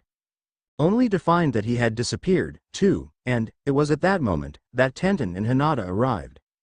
Immediately, Ino and Sakura were suspicious. They barely knew who the older girl was, but they did know it was extremely out of character for Hinata to be in anything other than a heavy sweatshirt. The fact that not only was she wearing a rather pretty sundress, but also a light layer of makeup, sent off warning bells in both girls' minds. Of course, they both ignored how incredibly embarrassed and nervous the poor girl looked. They both assumed that she was nervous trying to approach Naruto, while the older girl with her looked rather confident and a tad bored about the whole thing. That wasn't quite the truth. 1,234,567,890 But, Tenten, I've never worn that dress out of the house before. Oh, stop complaining, and take off that jacket of yours. How are you supposed to win a guy over if they can't even see what you've got going for you? Off with it. Hey. Stop that. Let go. It was at that moment that Hiyashi had walked into Hinata's room. He was on his way over to the training compound for a session with Hanabi, and was rather curious about the noise. After all, as far as he knew, Hinata had never brought anyone else into her room before. Maybe his daughter had finally brought home a boyfriend for him to terrorize? The thought filled him with a sadistic glee. He had seen how much fun his father-in-law had doing that to him, and Hiyashi had been waiting for years to get to do it himself. He opened the door, only to see Hinata wearing a pair of pants and a bra, with her sweater and shirt both being pulled off her, and blocking her face, by another girl. Another girl? Tenten froze, leaving Hinata to struggle blindly with the sweater. Hiyashi sighed. It seemed as if Hinata was even too much of a failure to bring home a boy for him to scare. As Hiyashi slowly turned around and shuffled out of the room, once more disappointed in his eldest daughter, Hinata had finally managed to get her head free. Only to see Tenten licking her lips at Hiyashi's apparent approval. After all, he never told her to leave, did he? And it only got worse for Hinata from there. After all, that sundress just wouldn't look right if Hinata was wearing pants under it, would it? 1,234,567,890 No. Hinata had every reason to be embarrassed at the moment. She had never felt as violated as she did right now. And now that she was being glared at by Sakura or Ino, it just made her nervousness worse. Why the heck was she even here, anyway? She didn't even like Naruto, and she was pretty sure Tenten didn't, either. And it didn't even seem like he was here, anyway, even though they knew he had been a few moments earlier, as they had heard Team 7's leader addressing the whole team. Just as Tenten was about to ask if the girls knew where Naruto was, several screams could be heard from the next training ground over. When each scream abruptly cut out, all four females quickly made their way over to see what exactly was going on. And Sakura and Ino could only look on in confusion, as Tenten groaned and Hinata shrunk into herself even more at the sight before them. 1,234,567,890 After Naruto disappeared from the meeting, he had decided that he needed to get some training in.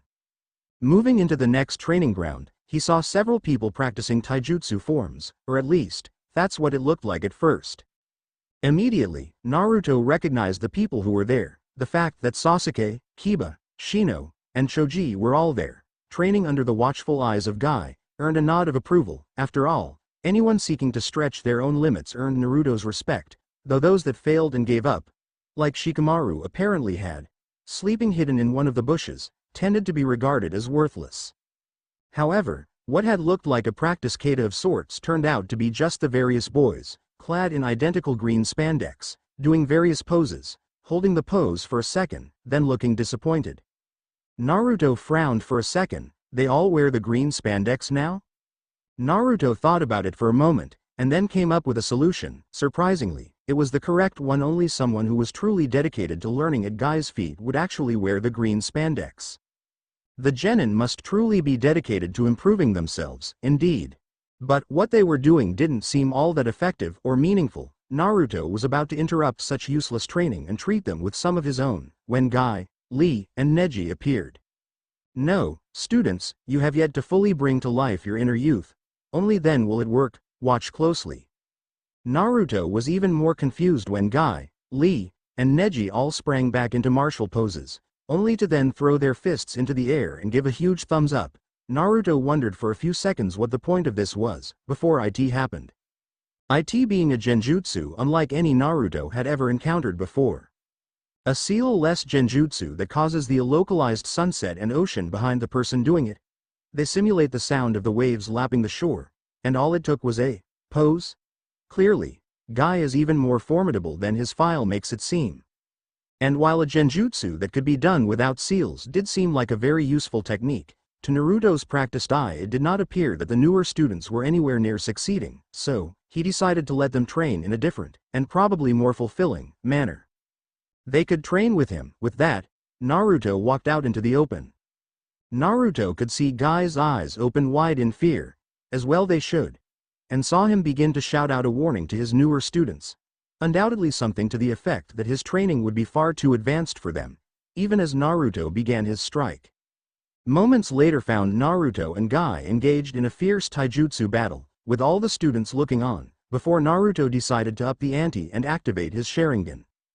However, Guy was more prepared this time, and never lifted his eyes from Naruto's feet. Unfortunately, it was at this moment that Lee decided to join in on the fight. After all, Lee knew serious training when he saw it. And just as Guy ducked down to dodge a kick to the face, Lee leapt right over Guy in what would have been a truly effective surprise attack, if he hadn't been staring right into Naruto's eyes.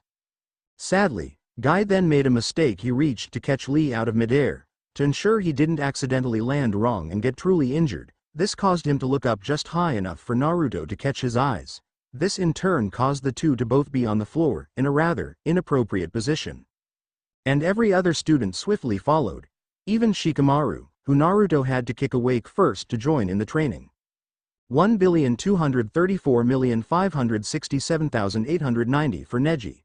A return trip to meet fate wasn't so bad. He was used to it, really, and lost nearly all of his former ego. After all, he had learned what the future had in store for him. Hard to keep up his pride when he knew that he'd be doomed to begin ballet training sometime in the next 7 years, and that wasn't even the most humiliating of things he had learned. For Sasuke, it was bad. Sasuke was intimately aware that Naruto did that thing to him again, that thing that caused him to start losing bowel control out of fear. This time wasn't so bad, though. He had only been placed into a small padded cell, with some terrible song called Umbop placed on repeat. Had been through worse. Then again, that was like comparing using thumbscrews on your finger to thumbscrews on a more personal area. It hurt a lot more in that other area, but that didn't mean it didn't hurt when used on your finger. Lee and Guy were once again paired up. Guy had been tied up upside down in chains, hung from a tree, and had boulders swung at him. He was then told he had to break them with one finger. Needless to say, his finger broke far quicker than the boulder did. At the same time, Lee had a ball and chain attached to each leg, and then a rather large hunk of raw meat strapped to his back. And then wolves started chasing him, though, oddly enough, Guy did manage to poke his finger straight through the boulder by the time he was let out, even if he didn't manage to make it explode. But for the others in the group, they were terrified.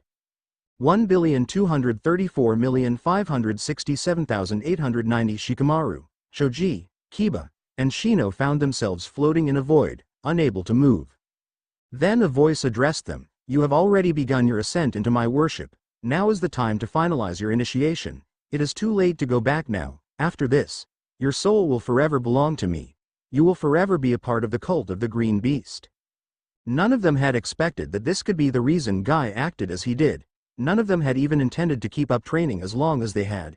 Kiba and Shino stayed on because they had been learning some pretty cool taijutsu, when they weren't learning pointless stuff like the posing they did today. And Choji had come along, and dragged Shikamaru. Because Guy paid so much personal attention to each student, personal attention Choji had never received before. But none of them wanted to have to openly wear the green spandex or act like morons. And, as an evil voice began to cackle malevolently, they wondered if they even had a choice anymore. 1,234,567,890 The girls arrived to Naruto standing amidst a field of downed Konoha ninja, looking bored as could be. Ino and Sakura squealed, once again having evidence that Naruto kicked major ass. That sort of thing would never get old for them, it seemed. Tenten, though, stepped forward, dragging Hinata behind her, walking around, and, in Neji's case, on the bodies on the ground, she approached Naruto. "Hello, I don't know if you remember me, but my name is Tenten. Hinata here and I were wondering if you wanted to come over to Hinata's place for dinner, and maybe some dessert, too." Naruto stared at Tenten. He didn't miss the emphasis that this Tenten girl, who he placed as Guy's other official student, put on the word dessert, but for the life of him, he couldn't think of what she meant. Nor why she was winking at him like that. Normally, Naruto would have rejected such an offer out of hand, but this was for dinner at the Hyuga household. This would give him a chance to study the other most powerful, though of course inferior to his own, bloodline in the village, an opportunity that had never been given before. Or rather, the opportunity to study conscious Hyuga, as opposed to ones who had been knocked out. And it would be silly to turn down such an offer. So Naruto merely nodded, and gestured for Tenten to lead the way. And Ino and Sakura could merely gape in shock at seeing Naruto accept from those two what he had always rejected from them. 1 2 3 4 5 6 7 8 9 Oh Hiyashi-sama, Hinata-sama has just returned, and she has brought back a boy. Before the Hyuga guard who had been sent to inform Hiyashi that the demon child was entering their home could finish his sentence, Hiyashi had flashed out of the room, as fast as he could. Maybe Hinata isn't such a disappointment, after all? Hiyashi, approaching the front door, where he knew Hinata had to be entering from, put on his game face, and waited in the hallway. Only to see Hinata and that girl from before leading that boy into the house.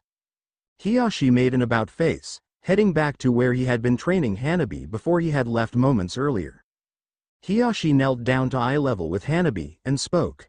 "Hanabi, when you get old enough to date, I forbid you from bringing boys back to the house that are scarier than I am." Hanabi merely nodded confusedly. Boys are icky. Why would she bring one home? Before Hiyashi sent her to her room, and told her she'd be eating dinner there tonight, away from the scary boy that her sister had brought home. 1,234,567,891 might say that dinner that night was tense. When you have a table meant to seat around 30 people, and only 4 people eating at it, only Hiyashi had been brave enough amongst the Hyuga to eat dinner with Naruto, and that was only because propriety demanded he be there as host. Things could be awkward. Conversation was sparse. Hiyashi was nervous, as Naruto merely stared at him the whole of dinner, as if studying a lab specimen. Every so often, Tenten tried to begin conversation, only for no one to respond. After 20 minutes of this, Hiyashi excused himself. He then went to the family shrine, and prayed that his eldest daughter stop being the exact opposite of what she should be, and to pray that he and his clan made it through the evening. Tenten tried to put the moves onto Naruto, getting nowhere. But then, she hadn't expected to, what with Naruto's reputation and all. No, she tried because trying meant that she could convince Hinata that it wouldn't be worth it, and that perhaps ordering the fish might be better than springing for the sausage. Hinata noticed the increasingly friendly looks that Tenten had been giving her throughout the meal, and began to grow more and more panicky. Each time Tenten failed to engage Naruto in conversation further than a grunt or two, Hinata received another suggestive expression. And it only got worse after Hiyashi left, but luckily, it didn't last long. After realizing he wasn't going to learn any secrets that evening, Naruto just got up and left, too. After Naruto left, Hinata took one look at Tenten, and made her escape, locking the door to her bedroom. Tenten, left alone in the dining room, sighed. Looks like she's going to play hard to get, 1,234,567,890 The next morning Ino and Sakura arrived early at the testing center. After all, there was a major issue they needed to discuss, an issue that needed to be dealt with swiftly, an issue that took them 45 minutes to discuss even the opening point, a matter that could be summed up in 2 sentences. Why on earth did Naruto go to dinner with those 2 skanks? What do they have that we don't? It was around that point that Team Guy arrived, or rather, Neji and Lee went running by, with Tenten slowly following behind them. This was the perfect time to interrogate the girl on her plans for Naruto. Before Ino could even open her mouth, Tenten spoke. "Actually, Ino's desire to speak was cut off by the odd leer she was getting from Tenten. "Hello, ladies, I hope your night was as good as mine. Hinata's place is so much fun." Ino could only mumble some small talk back, still extremely put off by the way Tenten was looking at her. Sakura, though, stared straight ahead, brow furrowed. "Yeah, I can truly say that I am ready for the exams today. I hope you two can be as lucky as me, And with that, Tenten sauntered past. After she left, Ino turned to Sakura. What the heck was that about? But instead of getting an answer, Sakura flung one of her fists in the air in triumph. "Yes. I know how we can get Naruto to go on dates with us." Ino lifted a brow. "Oh, how so?"